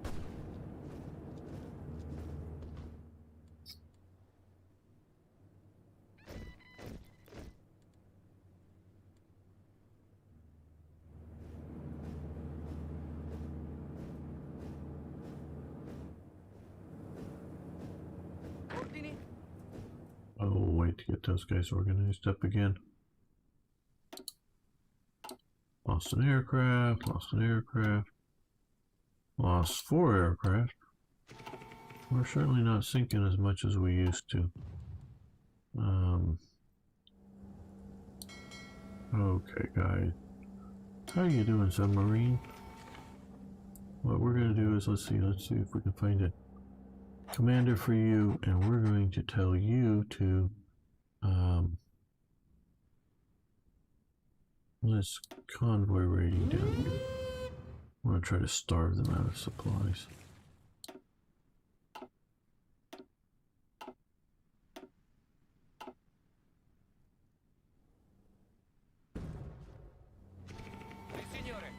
Okay, I don't know that we need to garrison this with too much. Pronto all'azione.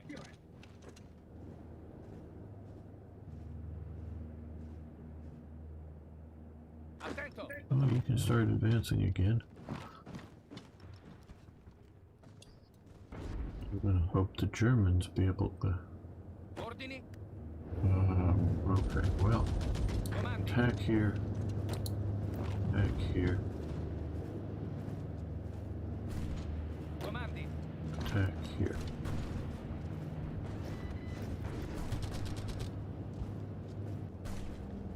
Pronto, signore.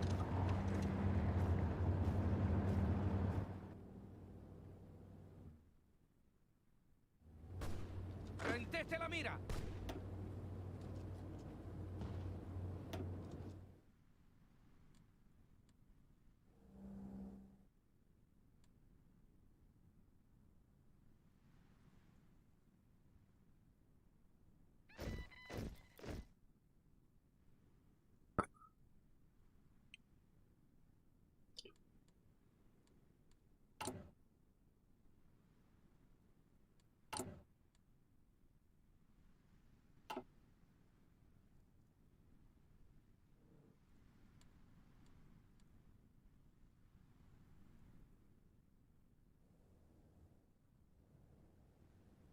Wow.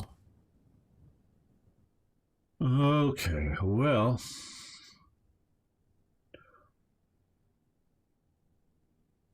Date owner.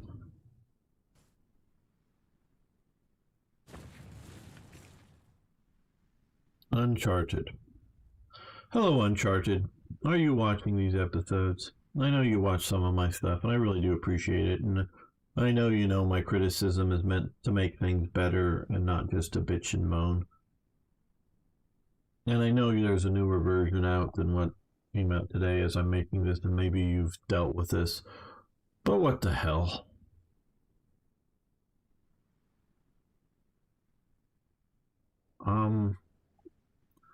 Did anybody notice something here? The general government. This is what I'm not sure that I like about these Reichskommissariat.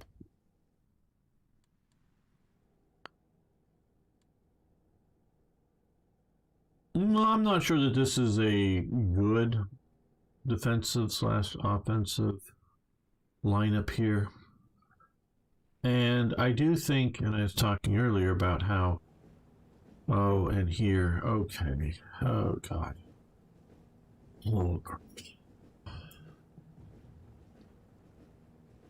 yes, I know you can't see me, but I'm sitting here with my hand in my chin, my other arm folded across my chest, my eyes closed, looking down in exasperation. And now I'm explaining why I'm sort of kind of used to be going silent here.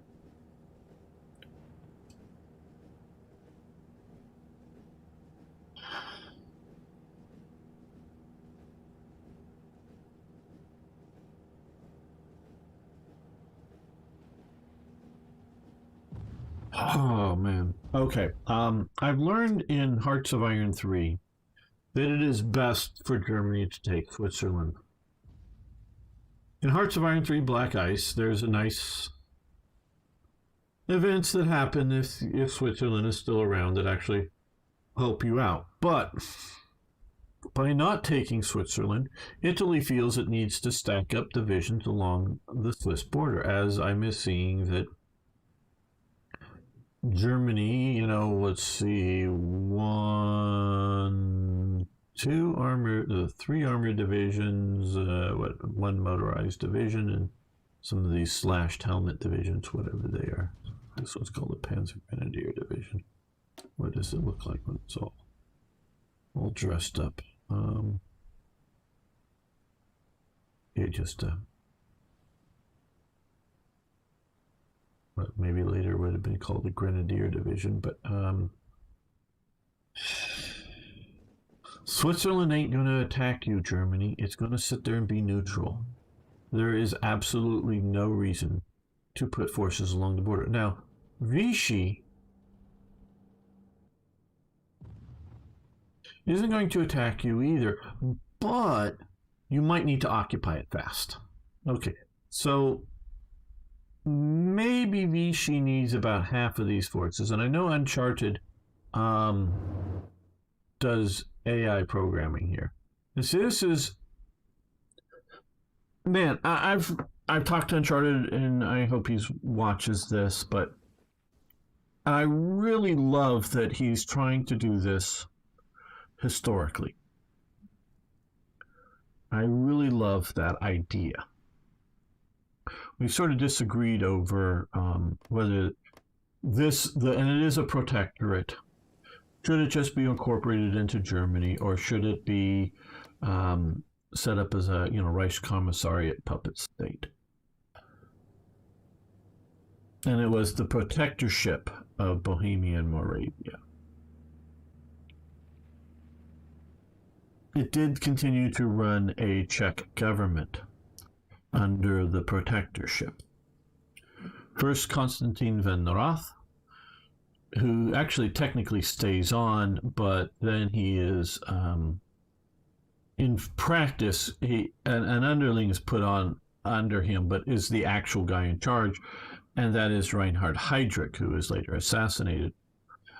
Reinhard Heydrich is really the person running the Czechoslovakian occupation until he's assassinated.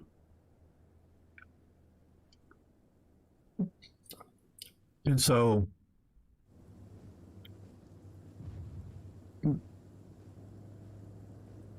I know the integration level here into the overall German economy is much greater than the level of integration for the general government. It would be more akin to the areas that Germany sort of re-annexes over here. But it might not be as well.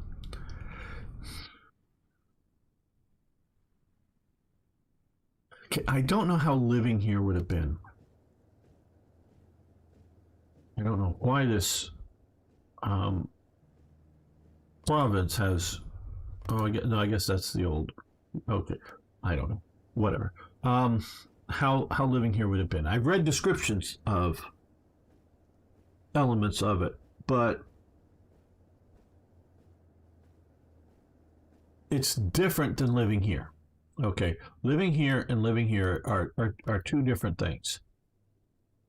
There are very, very few Poles or Polish ethnic people. I'm not saying there's zero, and there's obviously, as time goes on, guest workers, and some of them are truly, they see a come work in Germany, good pay, good rations, whatever, posters, and they volunteer to go work in Germany, not because they love the Germans necessarily. Most probably don't, but it's my life is sort of shitty where it is now, where this may be, whether it's in France or whether it's in the Netherlands or whether it's in Poland.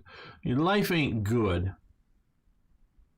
where I am now, but maybe this poster is right, that I can go get a job in a factory or on a farm or whatever it might be, and eat better, get paid better, live just a little better. Okay. So there were Poles coming into Germany. And there were still some people of Polish ethnicity left over from the German Empire days that are, even though that don't leave to go to Poland, Polish national territory. There's still some, but not many. Okay. So this is basically German.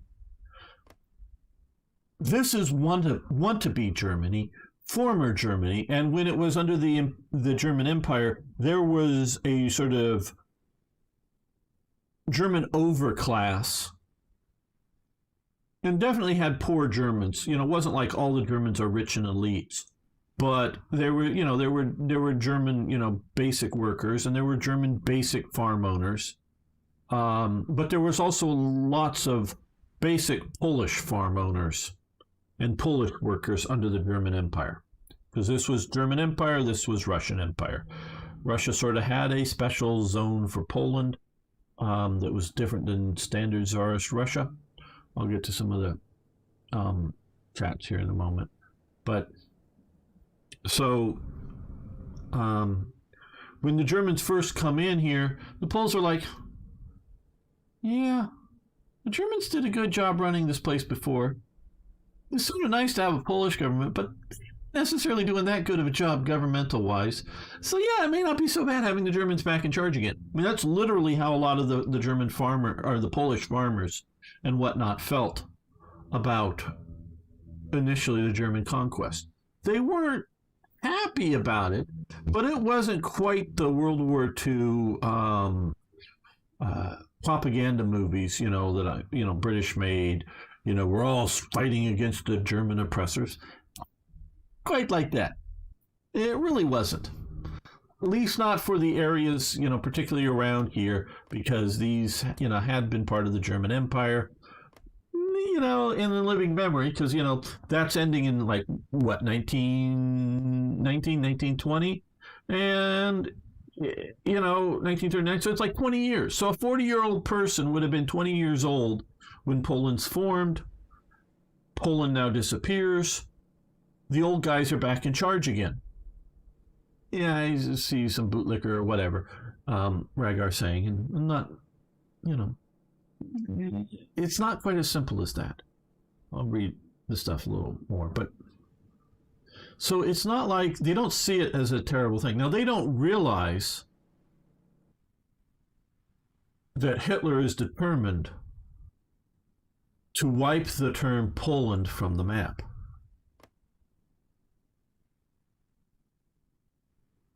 This is incorrect. Owner, Poland General Government. That is 100% incorrect. They called it, or the or der or whatever, general government. Okay? Never use the term Poland. They called it the general government. They explicitly, entirely, not just by accident, never used the term Poland for this political entity here. And it was a political entity. Now, Poles were part of the governmental system here.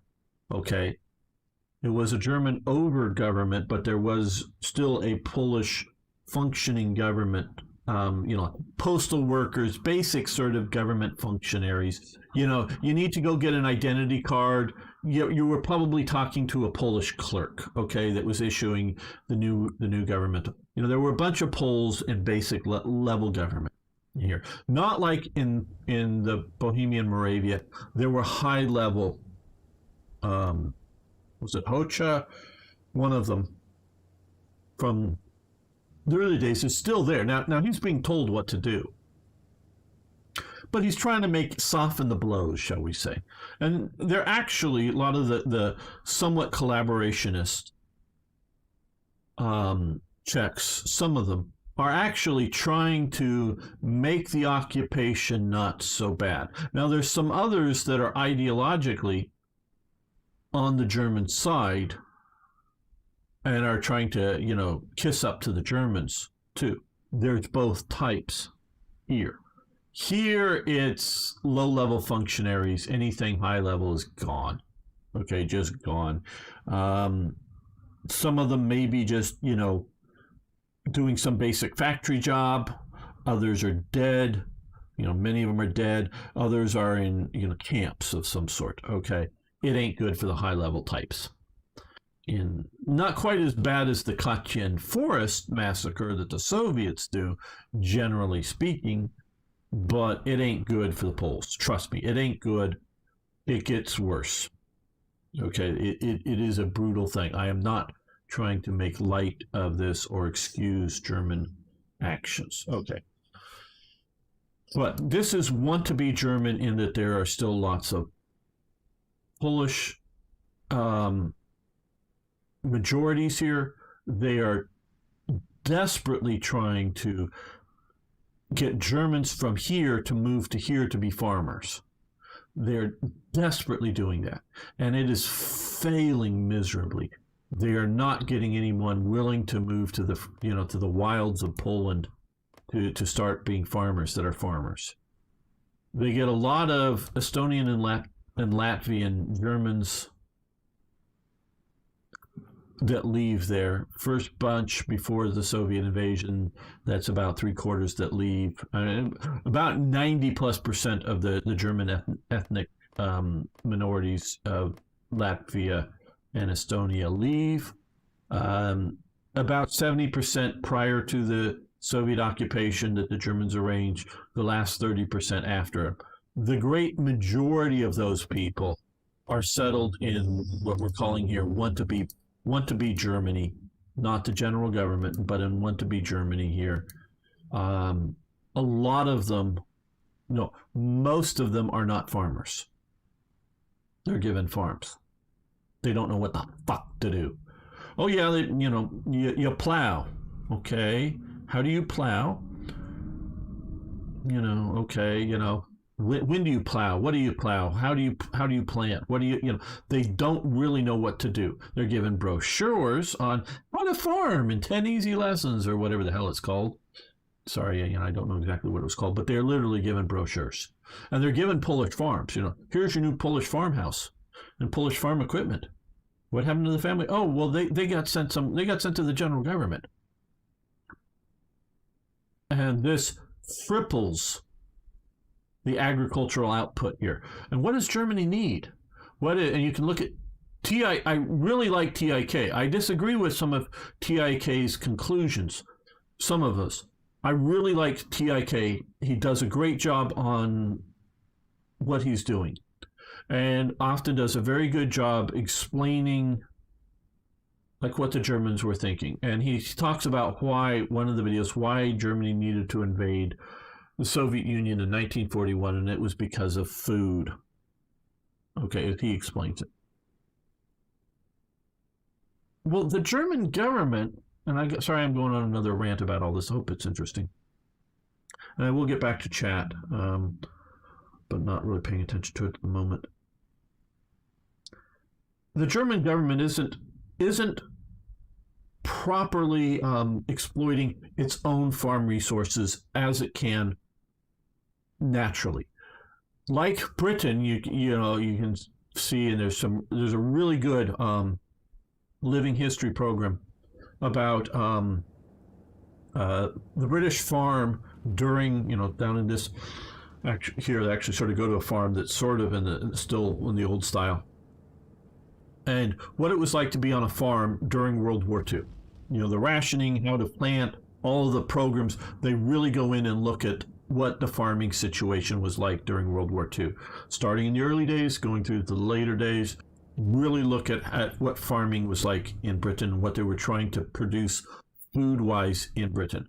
And that's sort of how I know some of this in detail. I'm somewhat extrapolating that to Germany.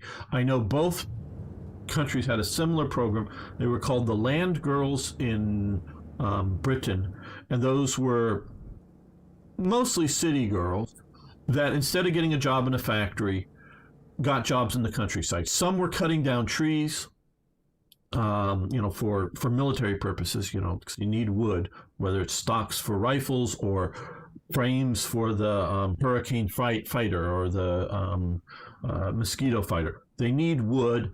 They're cutting, big trees. Now they use more, these are young women, obviously. They're using more young women than they would use men for the same job just because they're not as strong.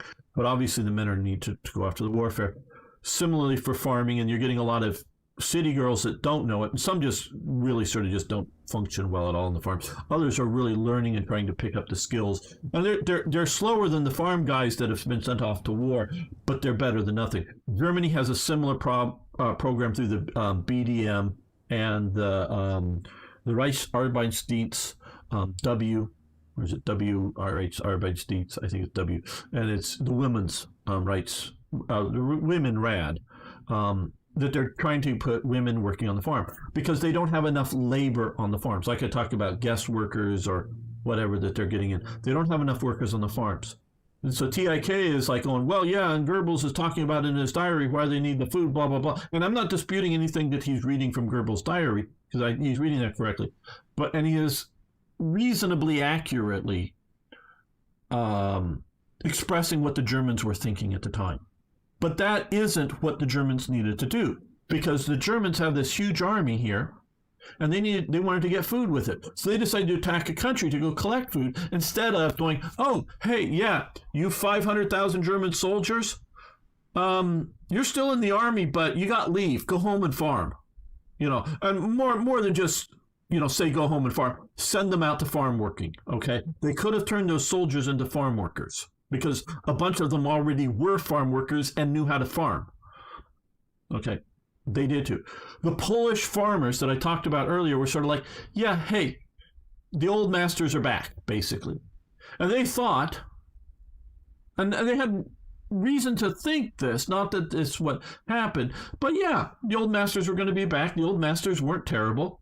They weren't, our own masters, but they were the old masters were back, and things were going to get back to the old ways, which weren't terrible. I don't know if they were as good or as bad as being a Polish farmer under an independent Poland. Definitely Tsarist Poland, or Tsarist territories back in here, it's probably independent Poland's better. Definitely independent Poland is better than Soviet rule.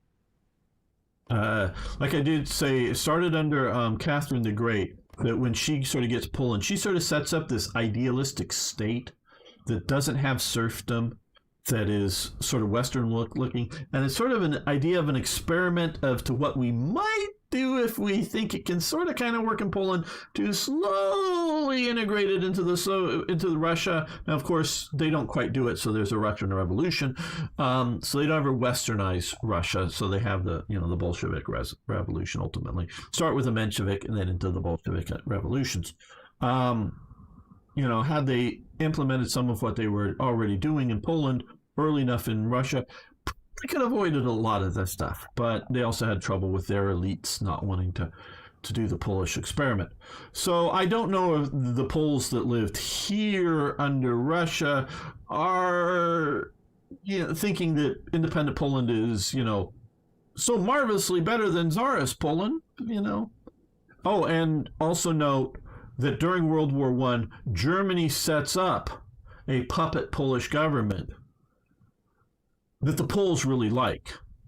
There is definitely German ideas of expansion of territory in the East during World War I that you're actually going to incorporate into Germany, but they're also toying with and have set up at least temporary, a Polish puppet government to run themselves internally. It's not like, oh, well, we want to be in charge and you're just our puppet. No, it's like, do your own thing. Just don't mess with our war effort. Make sure the war effort's going fine and do your own thing. And, you don't get to, make your own foreign policy or anything like that, but run yourself. And they supposedly work well. There was a bunch of Germans like, yeah, hey, work this out well. German oversight. It was going great, supposedly. It was more like an area like this as opposed to huge, but there was an actually sort of German puppet Polish government during World War I on the East. And so the Poles, there's getting all this Hitler rhetoric, but is that just a lot of talk, or do they really want to do bad things? Now it turns out, again, I'm not trying to it is very, very, very bad for the Poles. Okay, that's how it turns out. But they don't know this at first. And Germany makes it worse by their confiscating farms and giving them to either inexperienced Germans who want, because if you're a farmer, you don't really need another farm in Poland. If you're a farm worker, yeah, a few are like going, yeah, that I haven't been drafted yet. I'm going to take up the idea of maybe getting a farm under one of these plans or schemes that are going on here in the east for them. I'll take this up because I'm the second son, or I'm just a farm laborer. I think I know how to farm, run a farm. I'll take the offer. Very few are doing it, but there are a few. Most of them are people that are like cities and are getting the pamphlet, How to Farm in 10 Easy Lessons. And then the Germans that are coming out of here are not really given much of a choice as to where they're going to go. So they're settled down in here, and they're given the farm and the 10 Easy Lessons pamphlet, and it triples food production, okay, in this area. It goes from, a sort of a breadbasket of food production that would be stepped up from what it was under Poland to a failing system that almost doesn't even feed itself, let alone not export food to the Greater Reich. So Germany is making all kinds of mistakes when it comes to various production issues, including food production. Okay, so again, we're talking about this sort of what's going on with Uncharted. So I don't know, if you're a German here, how often do you have to need to show your pass to move around in this part of the new German Reich? Because there's are there, constant roadblocks, constant people stopping? Oh, you're German. Okay, go on through. Because you're not running into that in Germany. But there's enough pulls here that there's a lot of security running around. So I don't quite, want to be Germany. I mean, this is wannabe, this is Germany. I'm not saying that the people want to be, but Germany wants it to be Germany. This is wannabe Germany, but it's still sort of under Czech control. This is currently wannabe Poland without the Poland name. What are we going to do with all these people? They had yet to start the final solution, and they're really thinking these are going to be more laborers out somewhere in the east. A labor population that will just move to wherever we want to eventually. It's not a little bit extinction, but more through starvation than any death camps. And here is military occupation. Okay, Uncharted. And this is still a lot of directing you. Hey, Sebastian. I'll get to some of the chats. What's the hell the difference between here and here? I mean, this is Calais, France. You've set up a Reich Commissariat. There's no one freaking defending here. Now, yes, it would be stupid for Britain to invade, because it would just become another Dunkirk situation, and either the forces would be cut off and surrounded and destroyed, or they would be pushed back into the sea right now. Absolutely. But I'm just guessing. I could be wrong, but I'm just guessing that once America's in the war and they got a bunch of forces here, this won't change. So this is like, oh, hey, yeah, we can invade here, no opposition. Oh, we're guarding the Vichy border. We're guarding the evil Swiss border. Recently found a nice photo of a German and a Swiss guy, or Swiss border guard standing each other with flags behind them, useful for some event someday, but yeah, cool.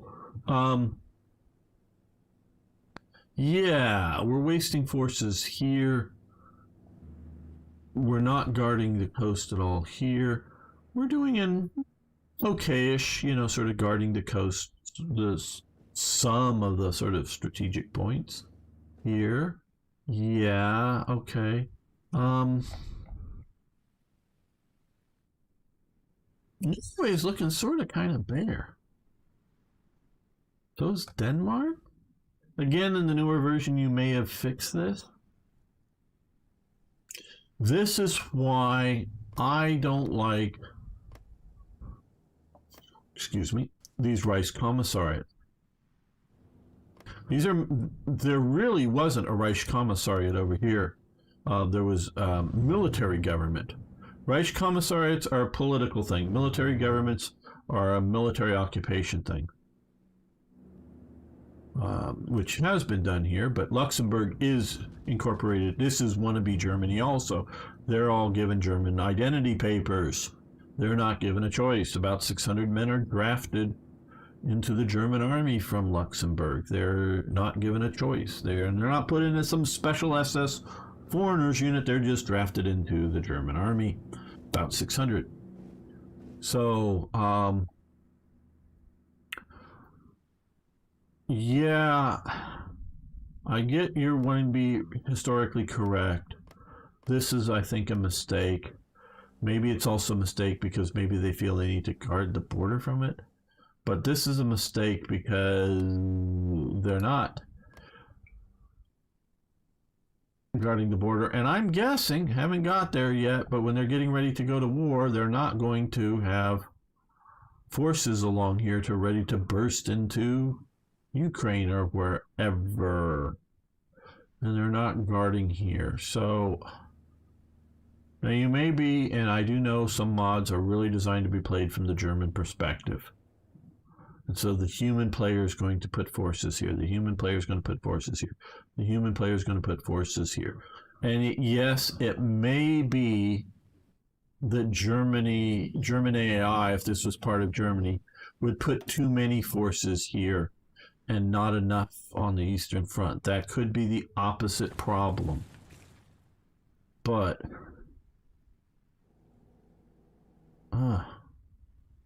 this is just not good. Okay, what is the... Let me go up the chat. Okay, right. Empty space, and the Czechs remembered fondly Heydrich, who was... He sometimes did something for the Czechs. Well, I don't know how fondly the Czechs really look at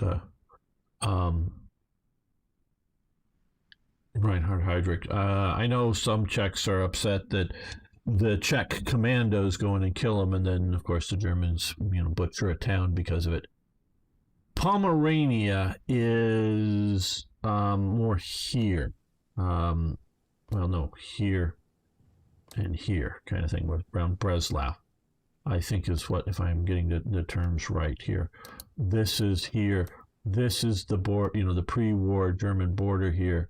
This is, East Prussia, Memel, Danzig region. It's sort of here. And you can see this clearly. You look at a railway map of Poland, and you'll clearly see the border, the old border between the German Empire and the Russian Empire, and the density of rails. Almost zero railway is built during the Polish government period. All they're really doing is connecting up some railways that weren't connected before, short, like the Russian railway may have went to here, and the German railway went to here, and they're just doing a connection bit here, as well as, because the Russians on the Russian gauge, width of the rails, and the Germans are on the sort of European standard gauge that they're using.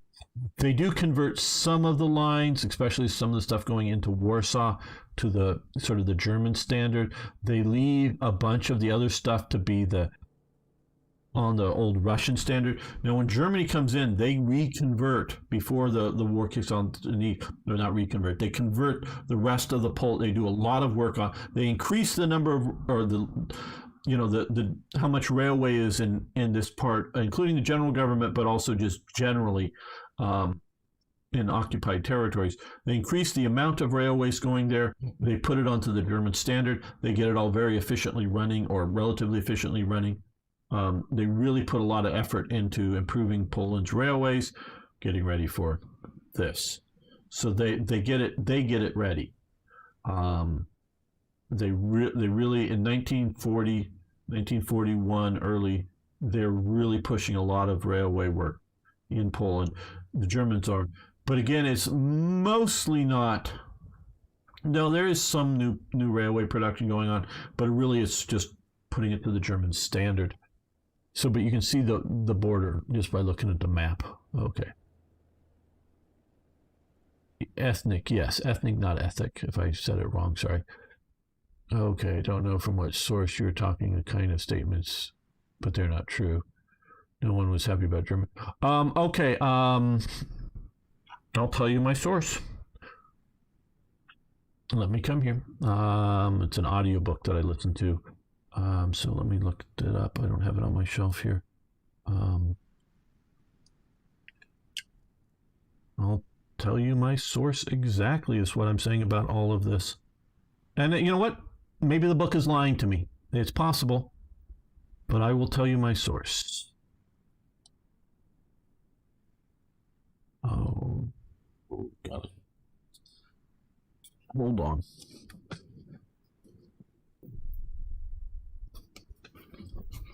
Hold on. I'm not going to say it out loud, but let me look at the password here.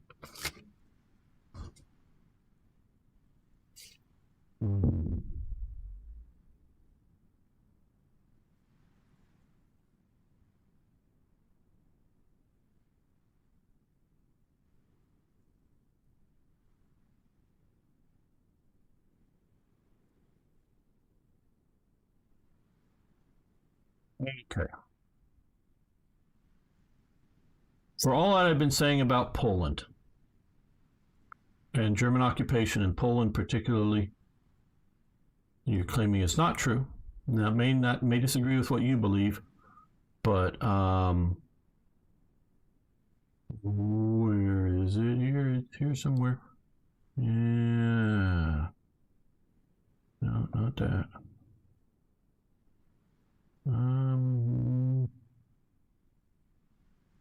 Hold on.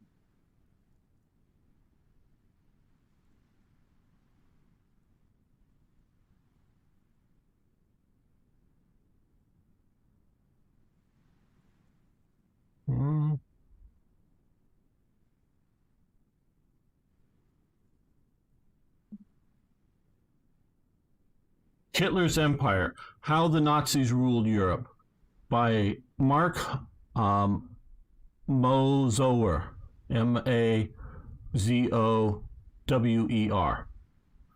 Drawing on an unprecedented range and variety of original research, Hitler's Empire sheds new light on how the Nazis designed, maintained, and lost their European dominion, offers chilling vision of what the world would have become had they won the war. I mean, that's just a quick blurb. You can find Hitler's Empire on Amazon, of course. Oh, I can't paste into there. Oh, well, you can look it up. Hitler's Empire. That is my primary source for my statements about Poland and what the Polish farmers thought. He goes into detail, describes from original sources, obviously translated into English, about what was happening in there. So, Lorgius Polsk, sorry, you may, Polish took terrible price on the people's lives. Well, not according to his research. His research may be all wrong and all lies. Go argue with him. I'm going from the book, and he's showing his where he's getting it from. So that is it. Stories against. No one was happy after 1918 for any German people trying to rule. No, that's not quite true. People wanted Germany to rule. Pre-World War I, German occupation zone Polish farmers were not allowed to buy or later build houses on land, and the Polish language was forbidden to be taught in schools. Or German effort under the Russian part of Poland, there was a big poverty but poor infrastructure. Well, I don't think it's quite so cut and dry, because you have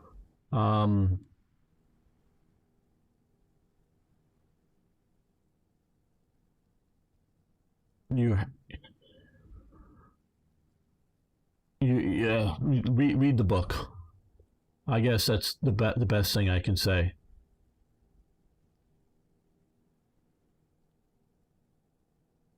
The easier but not much better solution under Austrian occupation. All right, okay. Czechs hated They hated his replacement more.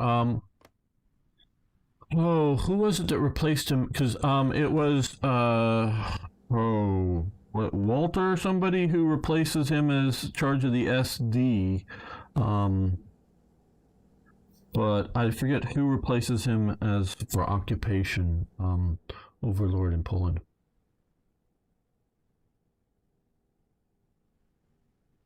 The problem with Western literature about Poland because they're usually wrong with most facts regarding Poland and neighbors. Yeah, okay, Mark Mao. Okay, good. You got that right there. That is who. You can look it up on Amazon. I listened to the Audible book. I sort of decided to skip over some of the because it was dark about Poland. Because it starts out, the Poles are like according to the book, or sort of like, yeah, I'm not talking about the hooray for Poland nationalists in Warsaw. I'm talking about the farmer who lived here on some farm. He had a farm. The Germans were back. But they talk about how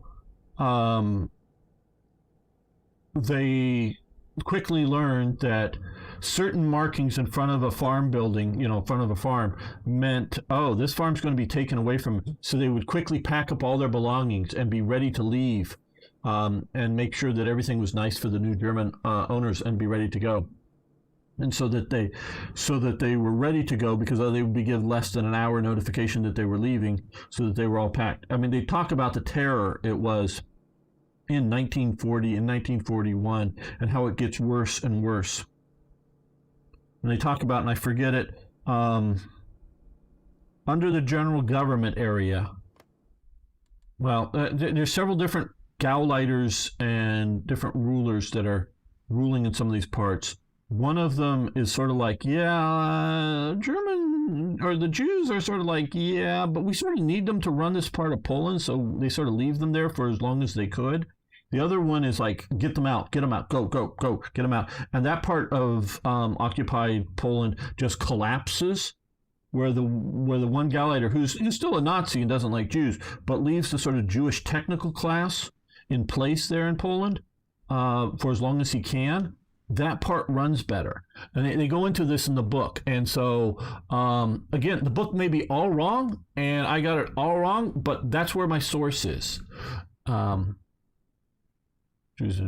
apart from my book knowledge, I have his word stories. I'm not going to dispute his views on what he understands about being occupied by the Germans.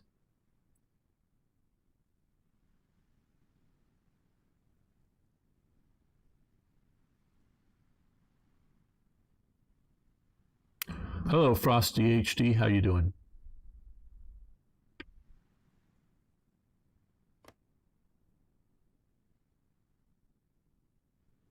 Right, and the source, again, I'm going from the source, and it's a relatively new book, meaning it's not like 1970s book written during the Cold War, but I'm just going from the book that I have.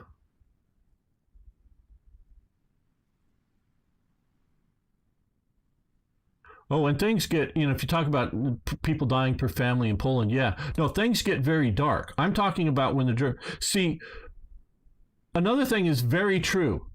When Germany enters the Ukraine, they are generally very popular with the Ukrainian people, okay? When they enter the Ukraine. Now, of course, there are some diehard communist Ukrainians that are, hate fascists, Nazis, whatever, and are willing to kill large batches of Ukrainians just to give them the wonders of communism. But most Ukrainians are happy that the Germans are showing up.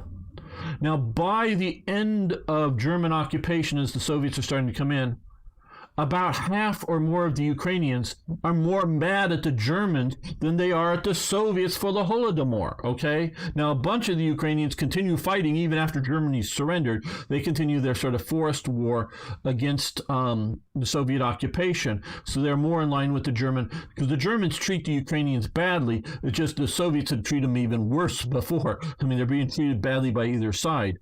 So the opinion of a person and I'm not going to talk about, because I don't know your grandfather and I'm not going to question his words, but an opinion of a person living here on a farm in late September 1940, and that same person in September 1944 is very, very likely to change, okay? I'm not talking about a Pole who is living in Warsaw or Lodz or some city, and there's a huge attempt by the Poles, and this book goes into it, of trying to, how the Poles work to ethnically cleanse Poland of Germans, both from the former German Empire and from places like Warsaw, which had been in the Russian zone. They're trying to push out the Germans. They're ostracizing Germans. If you are German, German ethnic peoples. I don't want to say race, it's ethnics, because I don't know if there's racially any difference between some of these individuals. But it's, do they sort of speak German, identify German? They also speak Polish too, but they're excluded from government. They're excluded from just about anything significant, and so they're being pushed out of Polish society. Now, Hitler and the Nazis are trying to incentivize the Germans not to leave Poland, to give them the excuse, you're not seeing my air quotes, but the excuse for future invasions, because they don't want all the Germans to leave. Then it's no longer, oh, well, we want to reclaim this territory because the Germans are living here and being abused by the Poles. But the Poles really were trying to ethnically cleanse territory of German people. And the Nazis, once they're in power after 1933, are really trying to go, no, stay. They're really pushing them to stay. So yeah, and the book goes into how, and it's just a chapter on it, but how the Germans set up a Polish puppet state during World War I. Not in the old German Empire territories, but in territories that they captured from the Russians during World War I. So it goes into that.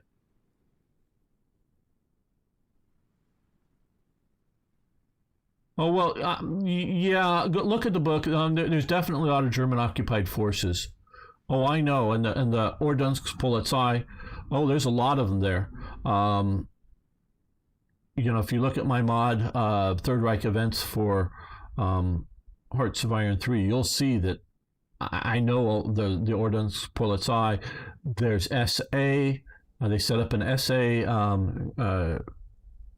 unit, Sturmband, or whatever that level of unit was called, in Warsaw. That's Germans there. Oh, and they set up SA units in other wannabe parts of Germany, as we're calling it for the moment, meaning the Germans want it to be part of Germany, whether it's really part of Germany or not, by current political organizations. I'm not talking about what it was claimed in the empire, what it's today. I'm talking about how they were organizing it up, whether it's just like it was in Germany or sort of kind of halfway or whatever.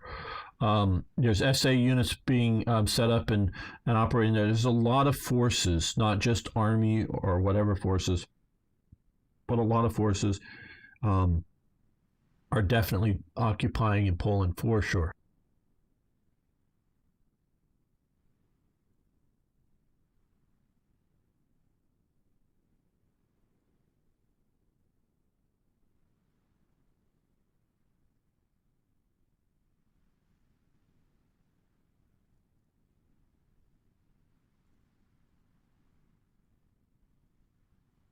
Yeah, and I'm not disputing anything you're saying there on a personal level.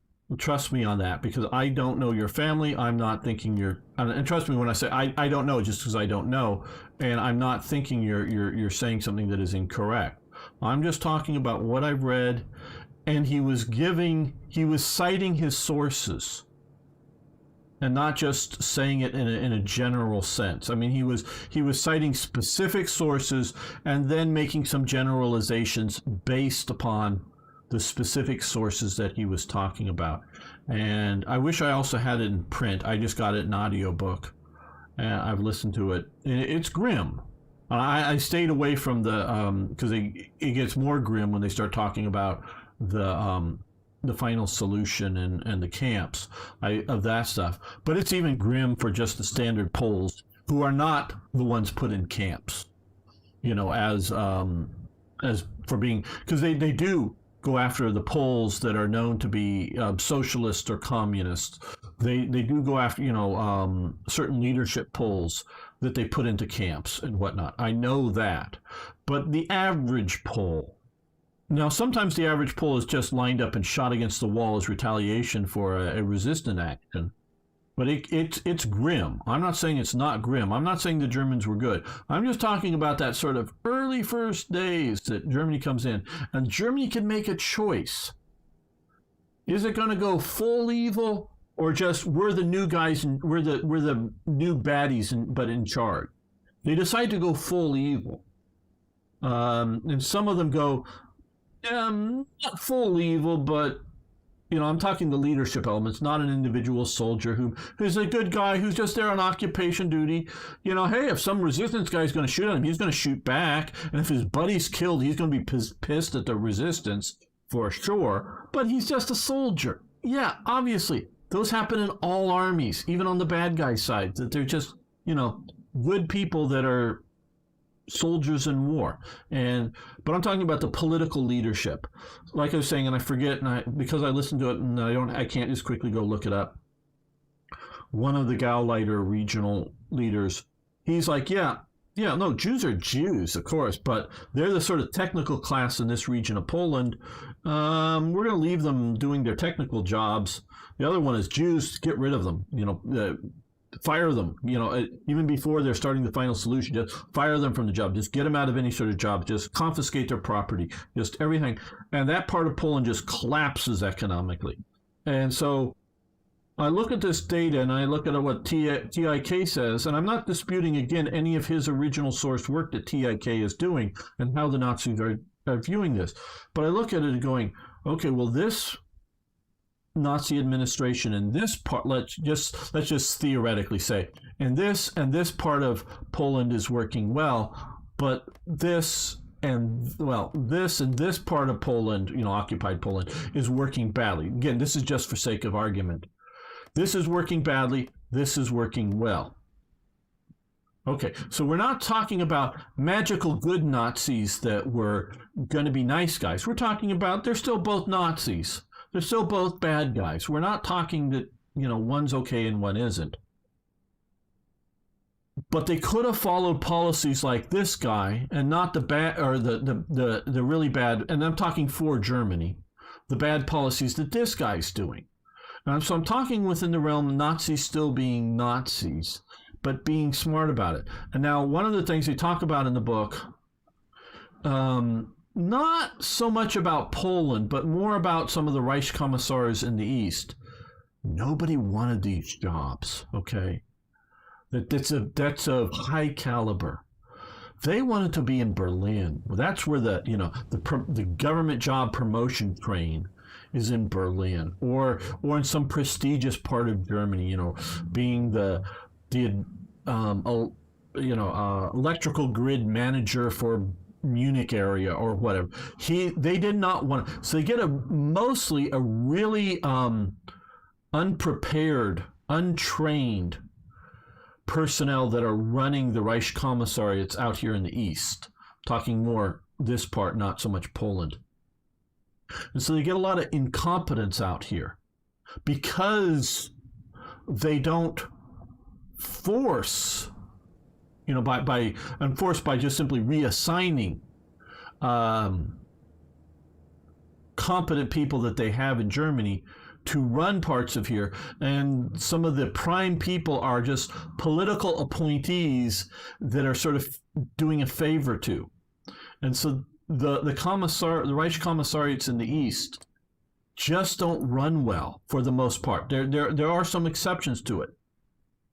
And so I'm not talking about finding entirely new groups of people. I'm just talking about better organizing, including along National Socialist lines. the same group of people just doing the job, just assigning different people to different jobs, because you can have like the head of some branch here and the assistant of some branch of the same branch here that are good, well-functioning bureaucrats of whatever bureaucracy we're talking about, whether it's railway bureaucracy or whether it's food production bureaucracy or whether it's food distribution, bureaucracy. You know, some are collecting it from the farms, others are giving it out to the people. You know, whatever the bureaucrat we're talking about, you'll have the guy in charge and the deputy are both good and competent people back here in, you know, somewhere prestigious in Germany.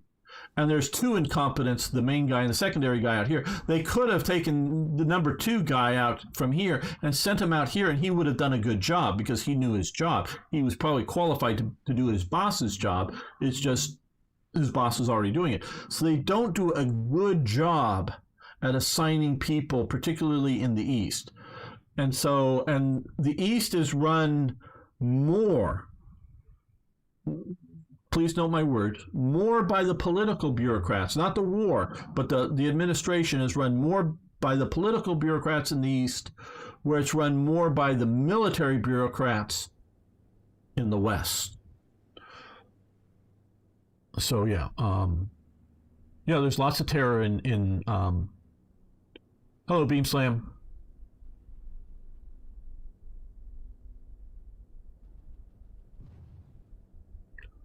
So, yeah, well, there's, of course, Poland, there was lots of terror. Oh, absolutely. What would have happened had the Polish only had to worry about the Germans in 1939? It would have affected. Well, Poland was not going to be able to withstand Germans' attacks. It just wasn't. And France was just not willing to go on the offensive fast enough to save Poland, if at all. So Poland's doomed. It's just doomed.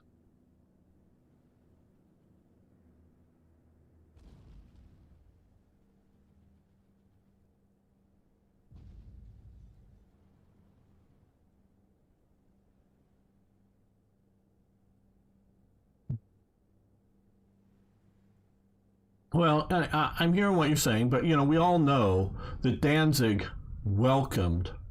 I mean, Danzig was German. Danzig is Deutsch. Danzig was Nazi.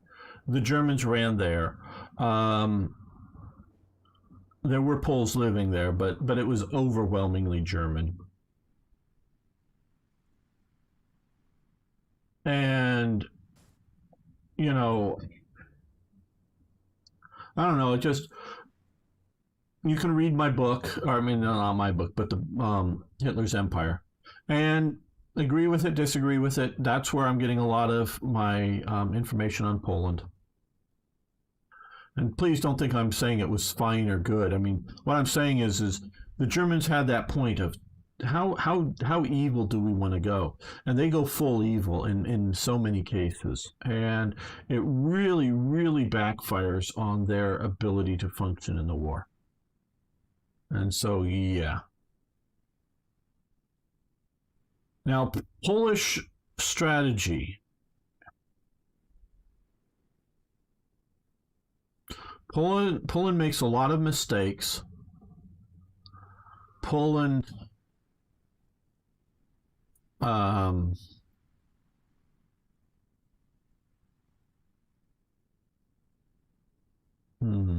to how to say this. Whatever Poland does, it's doomed. But Poland, unfortunately, doesn't ally with Czechoslovakia. Poland is afraid that Czechoslovakia is too willing to ally with the Soviets. Poland is more afraid, I would say, of Soviet invasion than they are of German invasion. Not in 1939, but in 1936 and 1938, they're more afraid of a Soviet invasion than a German invasion.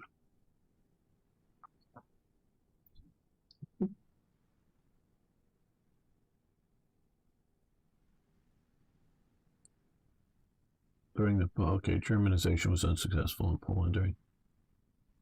Now, Germanization of Poland. Okay, one, I guess I should say I don't know much about it. I know little bits and pieces. Obviously, obviously. I think generally, shall we say, East Prussia is fully German, or virtually so. This area up here is German, and had long since been so, and created by the Teutonic Knights and German migration eastward way back when.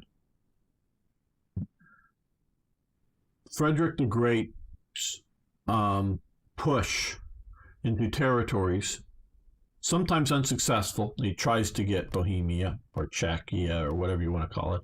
That's unsuccessful. That's his last major campaign, the Potato War, as it's called.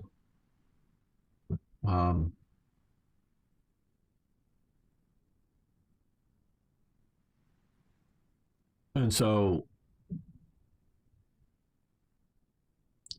there's a gradual process there. I know, like famously, Guderian was born in what was Poland in the beginning of 1939. In the Eastern German Empire. He even sort of points out when driving through with Hitler, "Oh, that's where I was born," kind of thing over there. That's how I know about it, because it was referred to it. So at one point he's driving through, very recently occupied Poland with Hitler, after the invasion kind of thing. "Oh, that's where I was born," kind of thing. So you have people like Guderian, and whose family is from what becomes Poland, but he's German. The family, I believe, leaves, just as the German Empire is collapsing at the end of World War I. And so a bunch of these people want to get their property back. So there is a lot of Germanization. There is a lot. I'm not saying that there's a lot of Poles in this part of Poland that speak some German, because the big landowner was a German. A lot of the management people were Germans. A lot of the workers and a lot of the small farmers were Poles. Absolutely. It was a mixed society. This is why I'm willing to have it, and willing to say places like here, as well as places like here, which had been part of the Austrian Empire. So the elite language, the language of higher education in Prague was German. There's talk about, once you start having the Sudeten crisis starting to happen, the Sudeten Germans,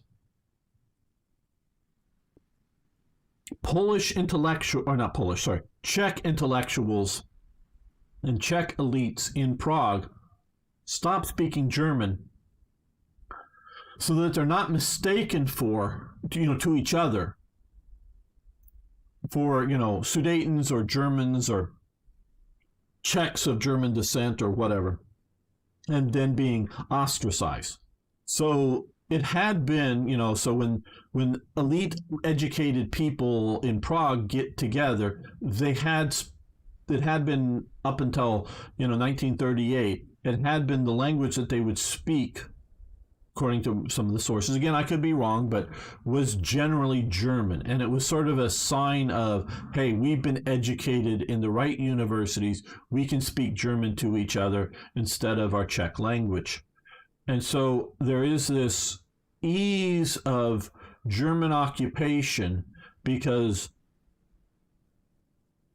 all of these people had been, except for, unless you were really young, you had grown up under part of the Austro-Hungarian Empire. That kind of thing is very different than a Reich Commissariat set up way out here somewhere.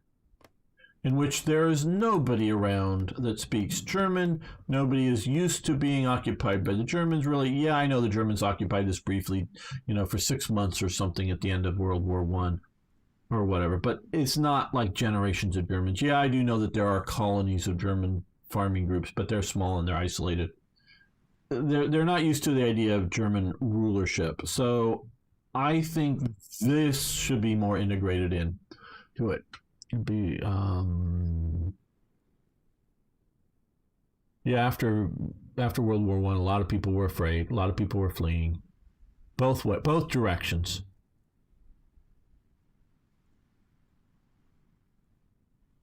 Well, France. If France was okay, I'm going to call you. I'm sorry, I'm going to butcher this. Lorgius? Sorry, I'm butchering that. Lorgius? Lorg? Okay, Lorg school. I can do Lorg. Okay, Lorg. If France wasn't France, then it would be very different. Okay? If France was Germany, hey, Germany could have gone in and raced in and done it. Yeah, no, France was not designing an army to be fast and going. They were designing a defensive army. It wasn't just the Maginot Line. Their whole army was designed to be a defensive army. They had failed with a defensive army during the Franco-Prussian War, but it was still a defensive army. They had won with a defensive army in the First World War. They designed the best possible World War I army, which would be a defensive army, for World War II. It was not going to happen. Anybody in Poland who really looked at the thing should have realized you ain't got a chance.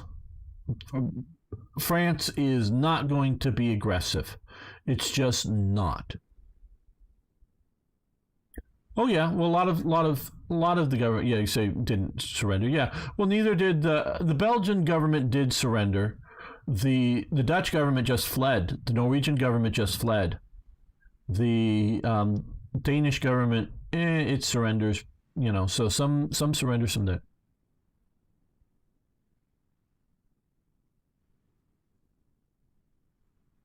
Yeah, well, no one told the French army that.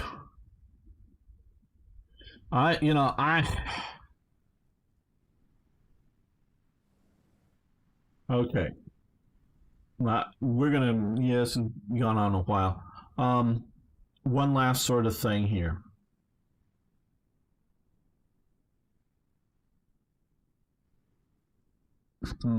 I keep thinking, how far in history do I step back? British policy. British policy has been, until the 1990s or something, has been a policy of no one country should be dominant in Europe. If a country starts to become too dominant in Europe, we're going to support the other country. That has been British policy until somewhere around 1990, when it decides to join the EU. Okay, so when France was the dominant country in Europe, well before Napoleon, they were often supporting the Prussians, just mostly because of picking them because similar sort of religion. Sometimes they were sort of supporting the Austrians, especially during the Napoleonic Wars, they were supporting the Austrians. They want no one country dominant or in charge in Europe. Yes, okay. So they want a balance of power. They make a very big mistake with their idea that, and going along with the idea that they should break up Austria-Hungary, because you still have Prussian/German big nation, you have France big nation, you have Italy, I mean, it's territorially sort of big and lots of people, but not very strong. You break up Austria-Hungary. You don't have, you could, take away Czechia, as we call it nowadays. You can take away some of Austria-Hungary, but you could leave sort of Austria-Hungary. as a fairly big power, because the way it was set up is once Austria falls to German invasion, and it does. Now, with this whole plan, Italy is worried about a Nazi push to the south, so it sets up the Three Powers Pact, which is the Three Powers Pact is an alliance of, it's an anti-Hitler alliance of fascist Italy, fascist Austria under the Fatherland Front, and pseudo-monarchist Hungary. And it's all set up as Austria as a buffer state that both of these nations will rush troops into Austria to help fight the Germans if the Germans invade. Czech defenses run right around sort of like this around Czechoslovakia, do not have defenses of any significance down here facing Austria. Once Austria becomes Germany, Austria is outflanked. Austria can no longer defend itself. Okay, Austria has the sort of idea of a defensive setup with France, but France and Britain, but particularly France, just goes, nope. And now they're already too late. Poland is like, maybe we'll defend you. Will you give us this first? Will you give us this? Give us this? Will you give us this? Will you give us this? Will you give us this? Will you give us this? Oh, you won't give us this? Okay, well then, no, Germany gets this. And this. If you won't give us this, Germany gets this and this. Oh, and we'll get this still. Poland makes the deal with Germany to get this so that Germany could get this and this. And they get this. Hungary gets a little bit, not all of this, more of this comes, well, it gets sort of this. They get this later. But, so they sort of, yeah, this basically, this, the border isn't quite exactly, it's partially this. They get a little bit more a little later.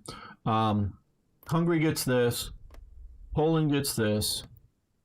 Germany gets this. Germany gets this. That dooms it. Why the hell? Poland is willing to die as a nation to get this little bit of land. Yeah, there's Poles, you can say, yeah, there are Poles living there. So? There's freaking Germans living here. Germans are about an 80 to 90% majority living in Danzig. Now, this is the free city of Danzig. This is Gdansk up here. Or, no, Gdynia. Sorry, Gdynia. You're right. Gdynia is up here. That's the naval port. This becomes Gdansk nowadays, but Danzig, and this is Gdynia. This area is majority Polish by 1939. This area is majority German. But because the Poles want this little bit of land here, they're willing to do a deal with the Nazis. They're willing to risk all of the rest of it for this little bit of land. They could have signed on to a defense agreement with Czechoslovakia. They are afraid, they want this. Czechoslovakia knows they want this because they've said they want this. They're actually, the Polish government is actually giving aid and effort to a group of Poles to be sort of act like the maybe not quite as violent, but act sort of like the Sudetendeutsch over here. They're pushing here. So Czechoslovakia is afraid that, yeah, Poland's going to try to grab this up, and they're sort of kind of demanding this. Poland is afraid of Czechoslovakia willing to maybe accept troops, but definitely accept equipment and supplies from the Soviet Union if Germany attacks. And they're a little more afraid of the Soviet Union, like I say, up until late 1938, early 1939. Then they really start becoming afraid of Germany, but they could have gone, oh no, this is Czechoslovakia, we're Poland, we're aligned with, and just gone, you come after this Germany, we're at war. But they don't. They just don't do it. I'm sure there are reasons that seem good looking out from Polish eyes, but it's just the wrong choice. You never know how anyone behaves, assuming that they will keep promises. Yeah, well, but no, I know, I understand what you're saying about promises, but I'm saying look at the way the army is organized. Look at the way it's set up. It's like saying, yeah, I'm going to send my ships through the Suez Canal. Yeah, I'm building battleships to go through the Suez Canal. I'm building a navy. I'll just be able to send my ships through the Suez Canal. Don't take in mind that, hey, the ships won't sail through the Suez Canal because they have too deep of holes, but I'm promising to do it. That's the kind of thing. Whatever the French government is promising, I'm doing air quotes, you look at the army that they're building and it is not designed to do that. So they have no ability to do it. Even if the political leadership wants to do it, their army is not set up to do it.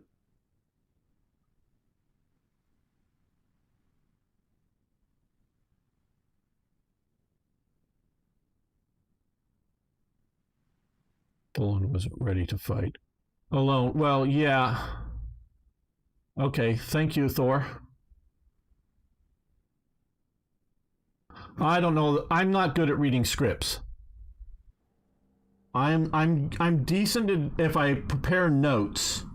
I'm decent at notes. I'm decent at sort of storytelling. And notes would, if I like set up notes, I would have and do things properly. I'd have dates and sizes and some of this other and people's names down, and I could just look at that and talk on from it. And I think that would do well and do much better than this commentary. But reading a script is, I don't come off well yet doing it. Kind of glad it was disintegrated when Czechs become sovereign country again, since science and development become much better. Yeah, I hear you, Ragar. But Austria-Hungary,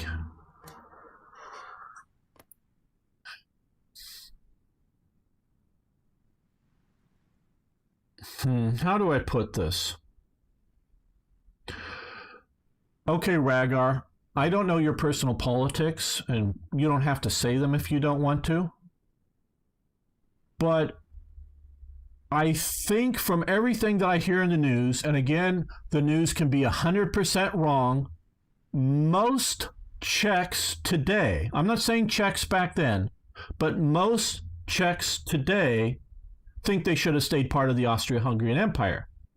Now, you're going to maybe tell me I'm wrong, or they're going to tell me I'm wrong, but see, they're joining the Neo-Austro-Hungarian Empire, who was championed by the last head of the Austro-Hungarian Empire, called the EU. All of these goddamn nations in the EU are going, hey, yeah, we don't need a country. Our country don't matter. We don't need no freaking country. We're going to be EU people. Nationalism is bad. Nationalism is bad. Bad nationalism. Nationalism is bad. We're going EU.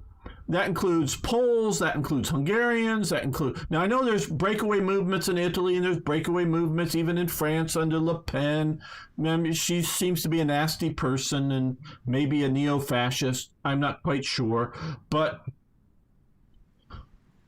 all of the people in Europe who support the EU support the Austro-Hungarian Empire. I'm just, oh man, I was the what's his name?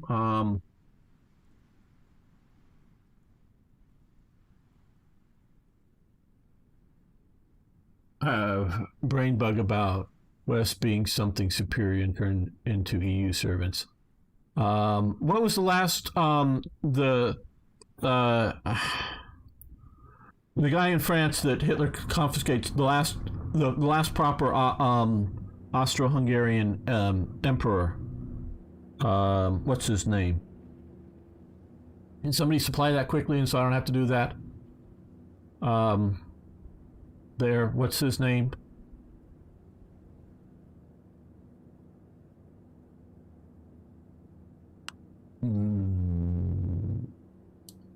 Let's see.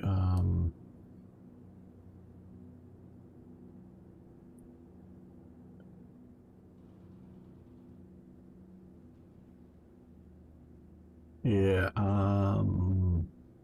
No, not him.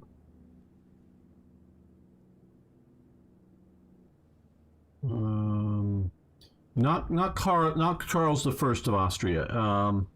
The one after, sort of after him.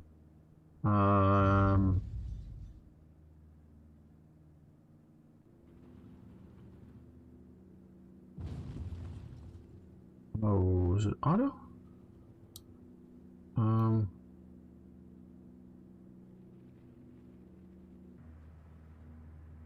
Yeah, Otto Habsburg, that's right. I actually corresponded with Otto von Habsburg, years ago.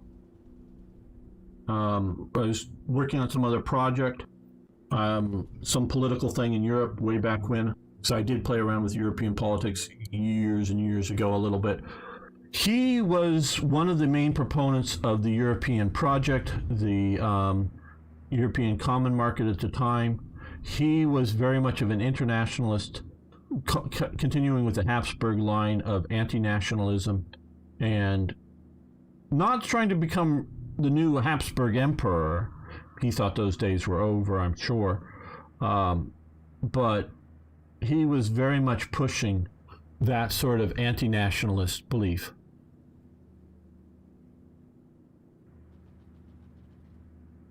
And so, yeah, well, I know, but Poland hasn't left. Britain left the EU.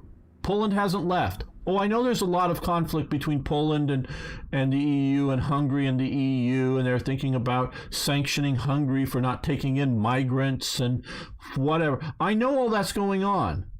But Poland or Czechoslovakia or Czechia or Slovakia or Hungary, they haven't left. They're still members of the EU. Italy, I know there's the Lega party or whatever who's maybe anti-EU. Yeah, but they haven't left.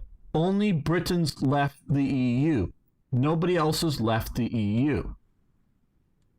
So, and well, globalism, I don't know if it's globalism, but it's anti-nationalism. And it's, you know, in the United States, there are a few states, one of them famously being Texas, that is locally nationalistic. Being a Texan is important to a Texas person, okay?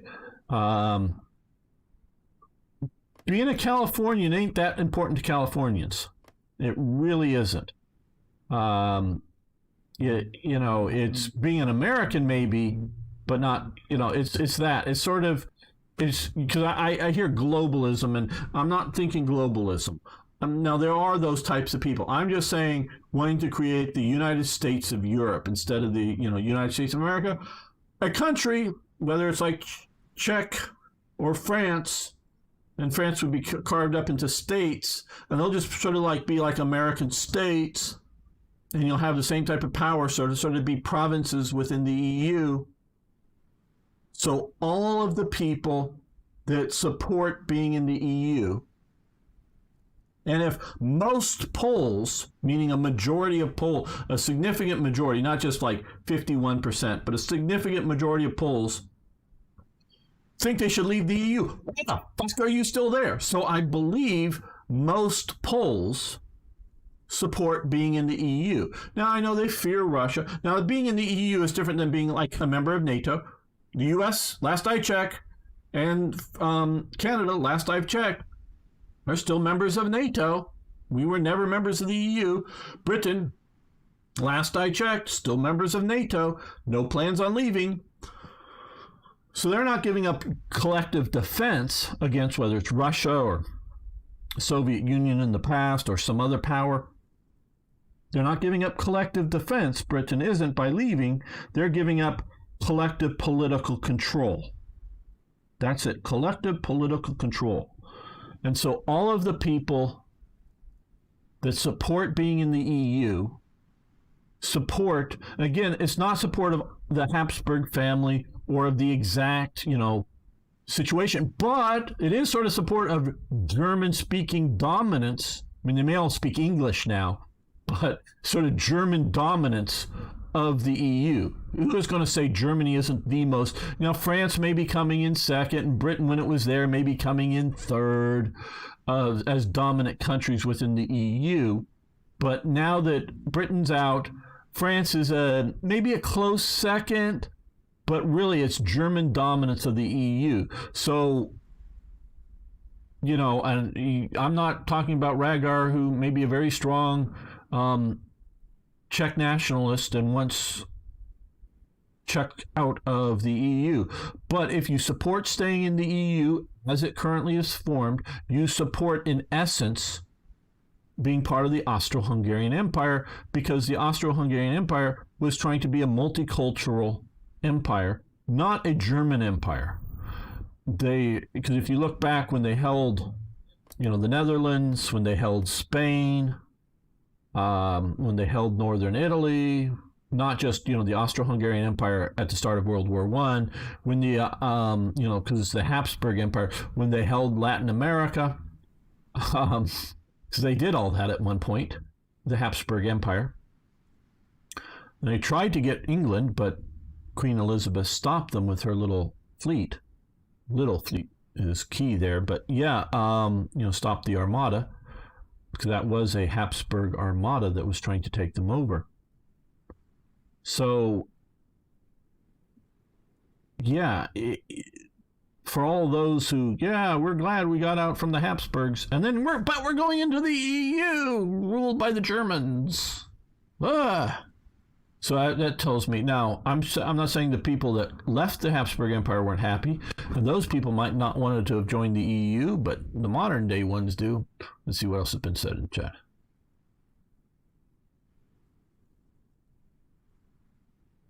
Don't know about what you're saying about the USA.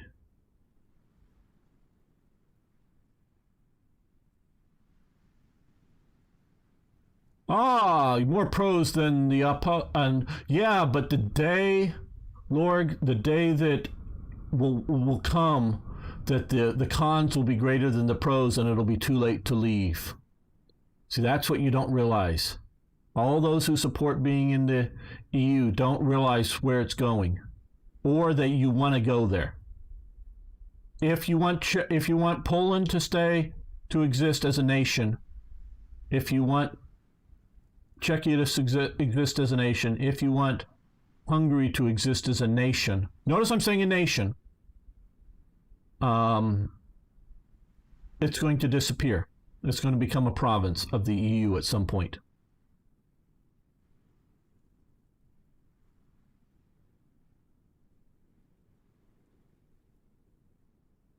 Well, landlocked, now, I don't know if you're aware of this, Ragar, but according to the Versailles Treaty,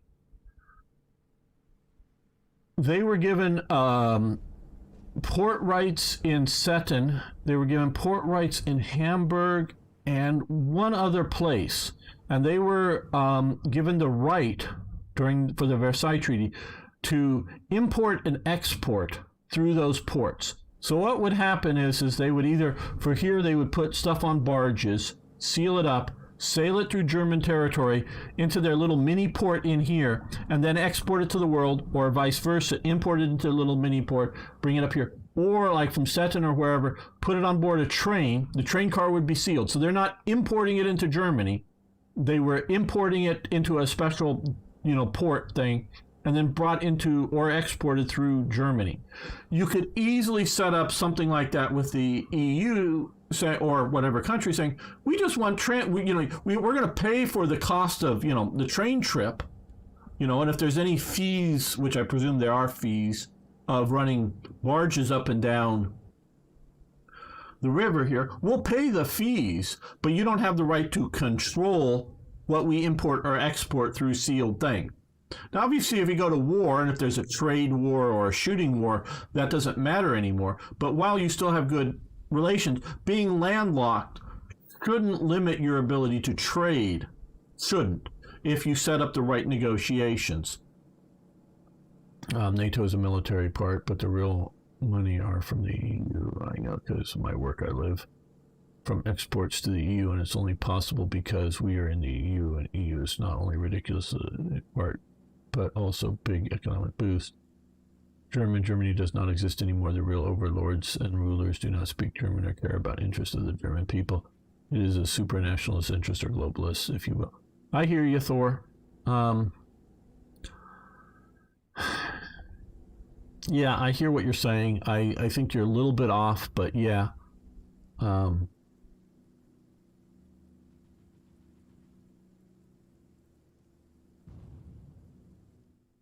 okay. Now, you're confusing two things here, Lord. You're confusing the EU, the European Union, with the EC. See, I'm old enough to remember, I don't know your age, but I'm old enough to remember the EC, the European Common Market, okay? When it was the you see, you can have a common market.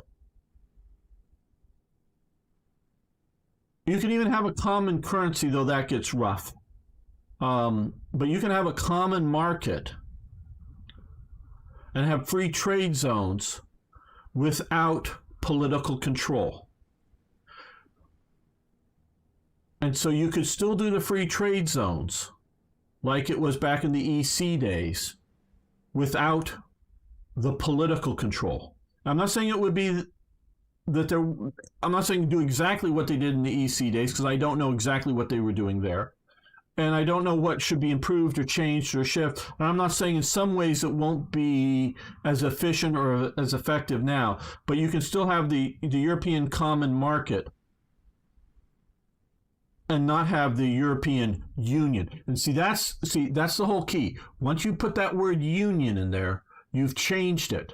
See, now if you did the EC and call it the European Confederation, I know Confederacy has gotten a bad word from the American Southern Confederacy, but you have like earlier, before that ever existed, you had the Confederacy of the Rhine during the Napoleonic era, and you have some other confederacies. So if you were to have a Confederacy of Europe, and I know names do have meaning. Not just what the treaty says, but because this is what the British got sucked in on to it. They thought they were joining a sort of a common market and sort of other sort of thing because of what the treaty says. Well, the treaty is what it is today. The union is what is the goal. They want a European Union, a unified Europe. Not a confederated Europe, not an alliance, because the Confederacy is a single country, but it's more than a federal system, and a union may be even more than a federal system that the U.S., though I don't know if they're pushing for more than a federal system, but a confederal system. And so if you were to set up a confederacy, a European confederacy, again, nothing to do with slaves in the American South. But if you were to set up a European Confederacy, that might be a good idea. I'm saying might. I'm not saying is. And so, but once you put in the word union, that is the goal. That is the objective. Now, it may not happen in any of our lifetimes, but that's where it's going. And you have to understand that. So if you want Poland, you go, yeah, my job is benefited by the EU, blah, blah, blah, blah. And I'm not disputing any of that. But is your job worth Poland disappearing as a nation? And what language are they going to teach in the schools in 50 years? Are they even going to teach Polish? Not a language class in a school, but when they teach math, in a school in Warsaw, in Krakow, in Gdansk, when they teach math, Esperanto, haha. Okay, now I'm not talking when they teach like English or Spanish or Polish, the language, but when they teach math, Are they going to teach it in Polish, in German, or in English? Probably in English. Even though the English had pulled out, the English is becoming the international language. They're going to stop teaching in Polish for common things. This is what I'm talking about. I have been involved in ethnic preservation societies that have been trying to preserve, this is years ago, I'm not currently at all, trying to preserve the Gaelic culture in the remaining native speakers in the Highlands. And I would love to see that culture remain. I would love to see people growing up and being taught in school Gaelic. Now, they also need to be taught English because Britain is an English-speaking country. You don't want them not to speak perfectly fluent, good English. But I hope they would teach this more often, but it is still fading fast, if not gone by now. That is going to be the effects long-term of Poland, for Slovakia, for Hungary. Those languages are going to become remnants of the past. It's going to be like the Basque languages in France. How many Basque speakers are there in France? Really? How many Basque speakers are there in France and Spain right now? How many? What's happening to the Basque? What's happening to the Britons? Okay? They're disappearing. I mean, I don't think there's anybody that speaks Cornish anymore. I don't know that, not that some professor doesn't know Cornish, or not that some professor doesn't know Manx, the sort of the Gaelic language of the Isle of Man. Yeah, it's recorded. We know what it was, but nobody speaks Manx to each other. I remember being in northern Wales and hearing people, common people, just overhearing, walking by, speaking to each other in Welsh. They don't do that in South Wales, really, from talking to the Welsh. It's sort of up in the North Welsh. But it's fading, okay? Welsh is fading from, it's now a cute, super long names on signs outside of towns. It's no longer really much of a spoken language. That is what's going to happen to Poland, Polish, Hungarian, and other things if you continue down this EU. I know I'm preaching now at the moment, but no, it will. It will. I just saw, last thing. Maybe not in your lifetime, Lord, but it will. 200 years from now, if you go down this path of the EU, Polish will disappear as a common spoken language. Okay, so it will. It just will. Okay, see, there you go. Hey, Big Bone, you good facts there. 53 first language speakers of Mansk. So we got 53 people. So that, because I can look at Britain, there are still Gaelic speakers in the Highland. There's still 53 Manx speakers. There's probably 53 or something Cornish speakers. Not speaking with a Cornish accent and using some Cornish words. I'm saying the old Gaelic Cornish language. And now the Irish are trying to get Irish Gaelic back to being spoken. I don't know that it's going very well. Most all of Cornish extinct 1777. Okay, thank you, Big Bone. And so I'm looking at this. This is still Wales. They've even now have their own little council now back again. Scotland has its own sort of independence, and Scotland wants to cut its own throat. We want independence so we can join the EU and disappear. And just be a province of the EU. That's what the independent. Because when I worked in Scottish independence, EU? No, we want independence. We don't want to be part of Britain. We don't want to be part of EU. We're part of Europe. We want to be part of NATO and maybe the common trade market, idea. But they wanted to be independent back then. Now they want to be part of. They're more pissed that Britain left, so they're no longer more members of the EU because they've been infected by this. And also, if you want to talk about Lorg, 123 years of occupation. Okay, Lorg, for those 120 years, how many Polish people could read and write? What would be the percentage? Seriously, what would be the percentage of Polish people during that 120 years of occupation that could read and write the Polish language? What was the education level in Poland during that time for the great bulk of it? How many could read and write? How many graduated high school of the modern day idea?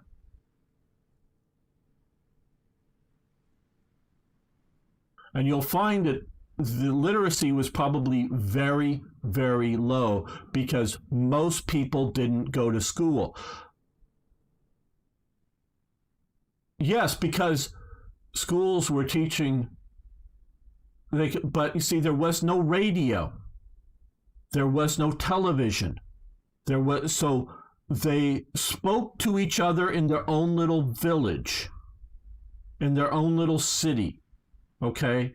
But because of mass media and because of schools and because of technical languages, whether it's math technical languages or chemistry technical languages or computer programming technical languages, because of all of that, what had been Latin or Greek spoken in the ancient world, and Latin continuing to be spoken in the church world, because all the Bibles were written in Latin and all that kind of stuff. They didn't until the Reformation start writing them in local languages, really, and printing them out. It was all Latin. English is going to become is becoming the modern day Latin, and Poland as a nation will disappear. I'm not anti-Polish, as I think you can tell, because I could be saying this about Hungary or French or Spanish. It's all going to disappear in time because they're going to teach you in school. So it's different now with mass media and culture and schools. It's different than it was in the past, and that will erode it. Trust me. Because when I get online and I'm talking to my two Norwegian friends, and they're speaking to me in English, and they're speaking to each other in English. Now, once in a while, they drop into Norwegian for some word that they don't quite know from one or the other, but they are as much or more familiar in so much ways in English than they are in Norwegian. Now, sometimes, because then they're young and they're like 18, 19. When their mother comes in and speaks to them in Norwegian, they speak back. I hear that. Yeah, they still speak Norwegian, I'm sure, when they go to the shops. But they're now speaking to more and more people in English. And that is going to be the future of the situation if you don't have your schools teaching in your own language. Again, not talking about teaching particular languages, but that.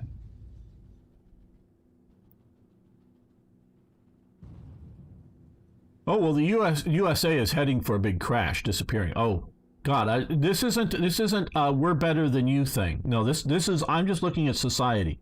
The U.S. has its own set of problems.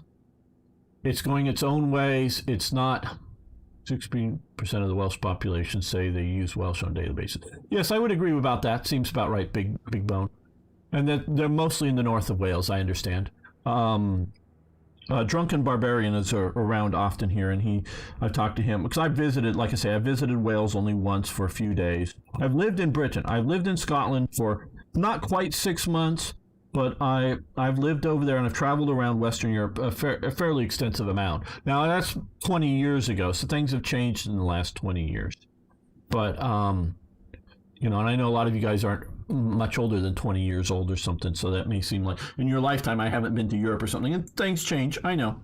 But yeah, 16%, and it's probably, much higher in the north of Wales there. And I'm just looking at the way I understand culture, society, and history. Well, I'm trying to stay away from political correctness, and that's a whole nother issue kind of thing that's going to happen. But I'm just trying to illustrate my point of mass media, because in the past, in 1770, when somebody printed a newspaper in Europe, I would bet the two most common languages that would be printed in would be French or German. I'm sure there were some Italian newspapers. I'm sure there were some Polish newspapers, but most newspapers were in Europe. I'm excluding Britain from Europe. Spain, yeah, no, it would be German, French, or Spanish. most common language for a newspaper to be printed in. Okay. Now, most people in 1750, 1770 could not read that newspaper. Even in Britain, they could not read that, an English newspaper read it. They could have it read to them, but they could not read it. Okay. So the printed language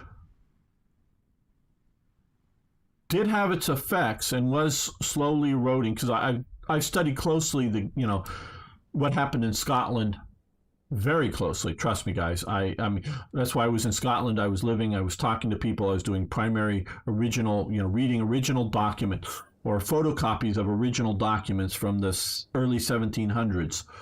Dealing with Scotland and reading that stuff and trying to deal with the handwriting then, which was difficult for me at least.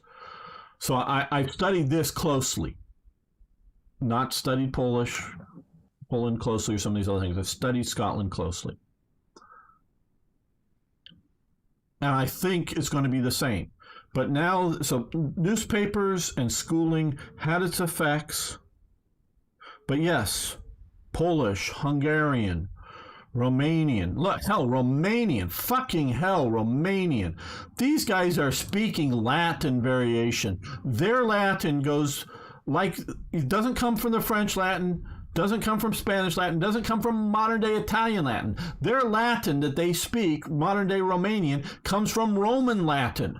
And that's just why they spelled it. It's sort of Latin with freaky spellings, because they didn't have the spelling dictionaries that these people used, because they were cut off.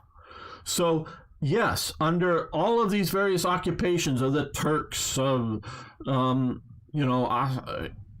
various empires from Russia and wherever, they're still a remnant of the Roman Empire in a way. Okay, their culture survived, but it's going to die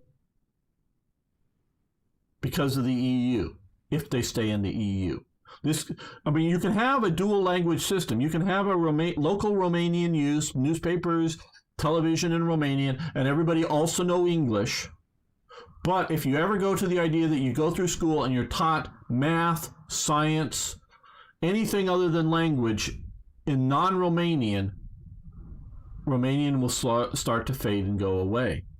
It will, because of radio and TV, because of the internet, because if you're not teaching it as a primary language of instruction in school, and if everybody goes to school, it will fade. This is not pointed at any one culture group.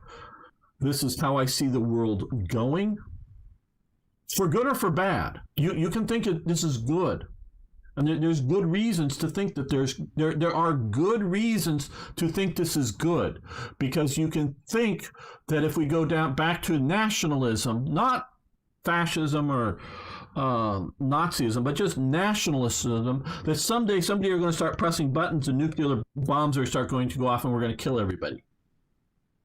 And that could be worse, probably would be worse, than having a globalist government, okay?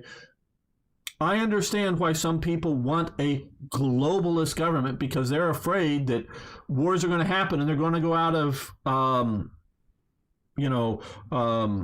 from being a local thing, they're going to go out of control and we'll all start nuking each other in big batches. And society will be over and we'll be in the second dark ages.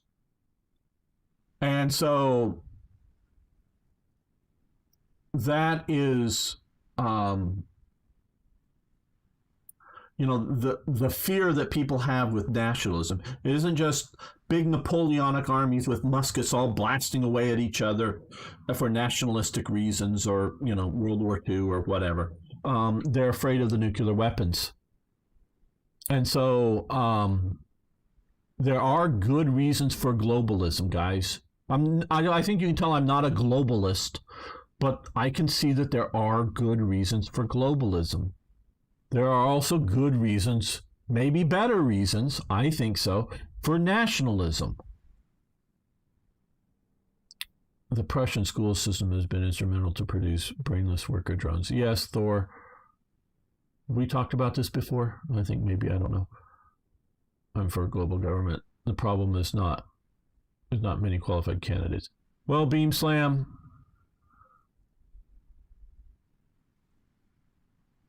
if you're for a global government, you're for colonialism, because to get global government, you're going to have to reinstate full colonialism. Are you willing to go to have a Chinese-based global government and learn Mandarin? Are we going to switch to Mandarin? Are you willing to become a tool of China, or are we going to have to defeat China to get your globalist government? So I don't want to say, well, why didn't you just sign on with Hitler? He was looking, well, he really wasn't looking for a globalist government. That's quite true. But yeah, sign on with the Soviet Union. They were looking for globalist government. Yeah, you're going to kill millions and millions of people, if not hundreds of millions of people, to get your globalist government. Globalist government enforced is likely to be as, no, it might not be quite as nuclear explosive, might not, because maybe you can defeat China without bombing them by, subverting their culture, but they're trying to subvert your culture. So, yeah, there's good for globalism, there's bad for globalism.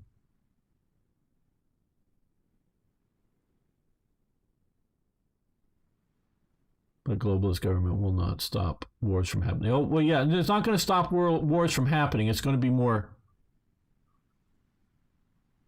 not like a super government, not a dictatorship. Well, how can you have it that isn't like a dictatorship? I mean, please tell me. Oh, the Dark Ages were very dark, Sebastian. I disagree with the modern sort of... Dark Ages weren't so dark! Oh, fuck no. I remember somewhere back like in the 1980s or something, someone did a bit of an analysis, and maybe it's all wrong, but 90% of human literature is gone, lost to us.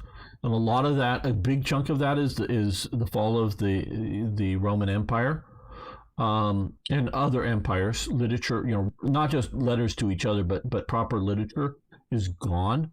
The Dark Ages were fucking dark. I don't mean skies were dark. I mean the world was dark. It was bad. It was bad. It was bad. God, we lost so much. So much. I'm a big proponent, Claude. Well, you're right that China isn't just a meme, but democratic world government. Beam slam? What do you think the democratic world government would be? They're going to vote in a dictatorship. You look at what they do in places like Iraq. They all go vote for a dictatorship, but they want their dictator. Whatever going to be the dominant, it's not going to be a Western democracy, people. At least not the way it's going now. India is not a Western country. The North African states, the Arab states are not Western countries. China doesn't want democracy. Japan wants really democracy. They want sort of consensus government that's sort of democratically elected. And we still have this emperor guy just in case we need him. You can only, no, most of the world doesn't want democracy. And unless you're going to change their culture, Indians are no longer going to be Indians. They're going to be dark-skinned Europeans who live in India. And unless you do that first, you're not going to like the way they vote. I don't mean just for the policies they're going to vote, because they're going to vote to have a dictatorship. Okay, we have this democratic institution. Hear ye. Oh, go elect all your representatives. Send them to this European Parliament here in Rome or wherever for the world government. Show up election. They all show up elected. They're all elected, forming a dictatorship. What? We said democracy. No, we're doing it. We democratically decided to do a dictatorship. Sorry. Democratically, just like Hitler was democratically elected. We're democratically electing a dictatorship. But I want a democratic government. No, we're the world. We want a dictatorship. That is what's going to happen. It's going to become a dictatorship, Beam Slam. I understand what you and a lot of theoretical people. Well, I want unicorns that shit out Skittles so I can just walk behind them and eat their poop because Skittles are cool. And yeah, unicorns magically make the weather nice and rainbows. Yeah, but unicorns don't fucking exist. And so when people have these things, they don't exist. They have never existed in human history. You're talking about wanting something that humanity has shown it's unable or unwilling to have. Okay? Yes, Star Trek, the Federation, that would be lovely. But show me where it has and exists and worked. And if you point to the freaking US, you're talking about a group that, at least until relatively recently, had been largely culturally homogenous, largely European, and mostly Western sort of European in thought and dominant in it. And so you're looking at that. You look at Latin America, which is also Western Europe, they're not very democratic. And not democratic like a lot of you people in Europe think, even when they do have elections. And when they have elections, you get people like Bolsonaro in Brazil that the Europeans are freaking, what? He's even worse than Trump. Oh my God. People are electing him? He's doing all these bad things. Well, that's who the people elect. It's not going to be who you think it's going to be or what you think it's going to be. I know this has turned into a political science rant. I'm sorry if you don't like it. Billion Indians and 1 billion Chinese running the world. Yeah, you're absolutely right. Big Bone. And those, if any of you are new here, I am not a racist. I do not believe the main difference between groups of people is race. I am a culturalist. Okay? I believe culture is the big thing that defines individuals are individuals, but large groups of people are operating. Because if you take one person or one family out of China and stick them into the West Highlands of Scotland, after a while, after a few generations, they're going to be Scottish that just look different, okay? But even the first generation shows up, they're going to learn how to behave, at least when interacting with people outside of their family, like the rest of Scottish people. That's the way they do. But if you move in a huge number of Chinese into Scotland, you're just turning it into a Chinese province. They will not adopt Chinese ways. I mean, the Scottish ways. I am nothing about race here. Now, sometimes race or genetics, I like to call it genetics, just so it doesn't sound that. Genetics and culture sometimes more or less line up, like Korean. All Koreans, and whether North or South Korea, all Koreans are ethnically Korean and genetically Korean. But their differences aren't because they're genetic so much, it's because of their culture, okay? So I'm a culturalist, not a racist. That's how I look at big groups of people. And so you're going to get, a huge number of Indians. And unless you're going to first succeed where the British Empire failed and turn them into, dark-skinned Britons and make them like Britons, they're going to vote and do things you don't want. And you would probably be willing to shoot people to keep them from happening to you. Do you want to have a caste system? Come to Europe, because India likes the caste system. So we're going to import it into Europe. And so, yeah. Well, especially if you get into modern woke Star Trekism. I'm a original series. Yeah, you're sort of simplifying the Iraq thing, but yeah. And so, yeah, it ain't going to be what you think it is. I don't think culture comes from genes. Culture comes from experience. Culture comes from experience. Yeah, no, but you see, okay, Thor, and a lot of Europeans, I come from a truly multicultural world here in California. And I know people of various races. I know different people of the same race. that have different cultures. And some say, well, we'll just try to be somewhat politically correct, and some of them I've known. Japanese Americans, they're very different, okay? Japanese and Japanese Americans are very different. And especially by the time you get into the third or fourth generation, they're really just Americans who have slightly different food tastes, and even there, not really, because so many Californians like sushi. So, no, sorry, I've known Japanese Americans. They're not the same, not at all.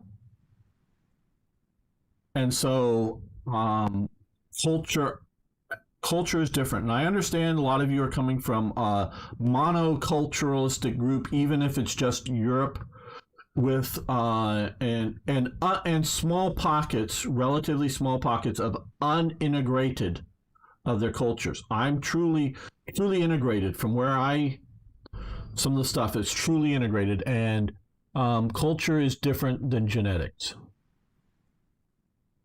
and so. Well, I'm not talking about how good or bad anything is. I'm talking about the culture and whatnot. Well, the U.S. and Europe are different. Absolutely. I'm not going to say they're not. They're very different. We're much more violent people. We love our guns. Switzerland has more widely I don't know if more guns per populace, but 1 out of every 4 Swiss people own a gun. More widely distributed, they have a lot less gun violence than we do. America is a very violent place. We would be hitting each other overhead with baseball bats.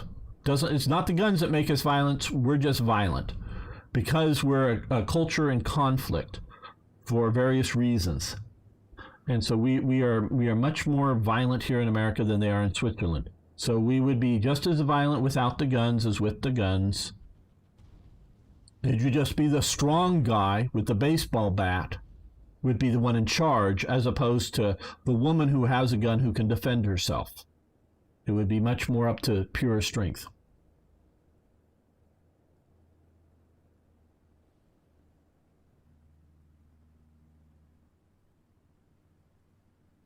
But it's as much change, Thor, within the...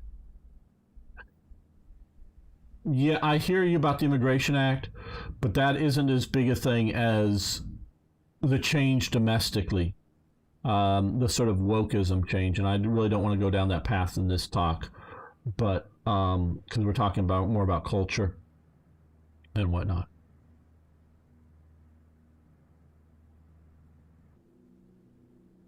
Well, I hear you, Lord, but I both looked into it, and who is not here today, I don't think, unless he's just watching. One of my friends is Swiss. He doesn't own any guns, but I've talked to him a lot about it, and they have lots of guns there. People at home. Yeah, it's for military mobilization, but they've got guns in their home, and it just isn't as violent. So yeah. There, I've talked, and I've also talked to a few other Swiss in the past too, but recently. No, they've got lots of guns. It's like 1 out of every 4 citizens owns a gun. U.S. a lot. I don't know how many guns I have. I have no idea how many guns I have, because there's an old saying: if you know how many guns you have, you don't have enough. I have no clue. I mean, I literally have no clue how many guns. But I'm a gun collector. There's a lot of people that will, in America, one family will have 5 or 6 guns, and then the next 3 or 4 families no guns. So guns are more concentrated in a smaller percentage of people, but we have a lot of guns. Here's before we'll end this, math problems. You know how they do sort of word math problems. You have 5 guns. Government passes a law to confiscate your guns, and they take 5 guns. How many guns do you have left? Yeah, I'm not going to wait for the chat. You have 5 guns. They confiscate 5 guns. How many guns do you have left? 3. Toy Jet is sort of getting it there. Because tell the government how many they have. Oh, well, they confiscate those guns. Well, how many guns they confiscate 3 guns. How many do you have left? 2. Because I don't fucking tell the government how many guns I have. They confiscate those 2 guns. How many you have left? I'm not going to fucking tell you. You still haven't even got half of them. Yeah, I mean, that is sort of the idea with Americans and guns. You aren't going to confiscate our guns. You may confiscate 1 million guns, but what about the other 100 million? Literally like 100 million guns. I think we sold 20 million guns or something last year in 1 year alone. You know, yeah, you ain't getting our guns. You may confiscate a bunch, but you ain't getting our guns. I mean, there are, a lot of people have lots of guns here. So, okay, guys, 5 guns because you lost them in a boating accident. Well, that too. Oh man, I've lost so many guns in a boating accident. Now I have a lot of registered guns too that I think may have been lost in a boating accident too. We have those. Now see, mine are out in the ocean. I know a lot of people have boating accidents in lakes in the center of the USA. But yeah, yep. So, okay, guys. Well, my voice has had it for the day. I'm going to take a break. Tomorrow I'll be back, and I hope as many of you who want to join me will be playing War Thunder. You're all welcome to join. We'll swap people out if we need to. We may be doing some work on some of our special project, so you can come back. Won't be much political talk because we'll have to focus on other things. And of course, we'll be back next week. Wednesday and Thursday, I think it is. I'm going to be streaming for Slitherine. Some stuff coming up.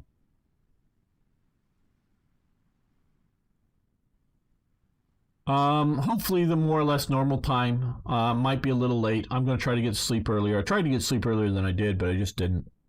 So, okay, everybody. Hope to see you soon. Remember to subscribe, follow, whatever. Hope to see you around in the future.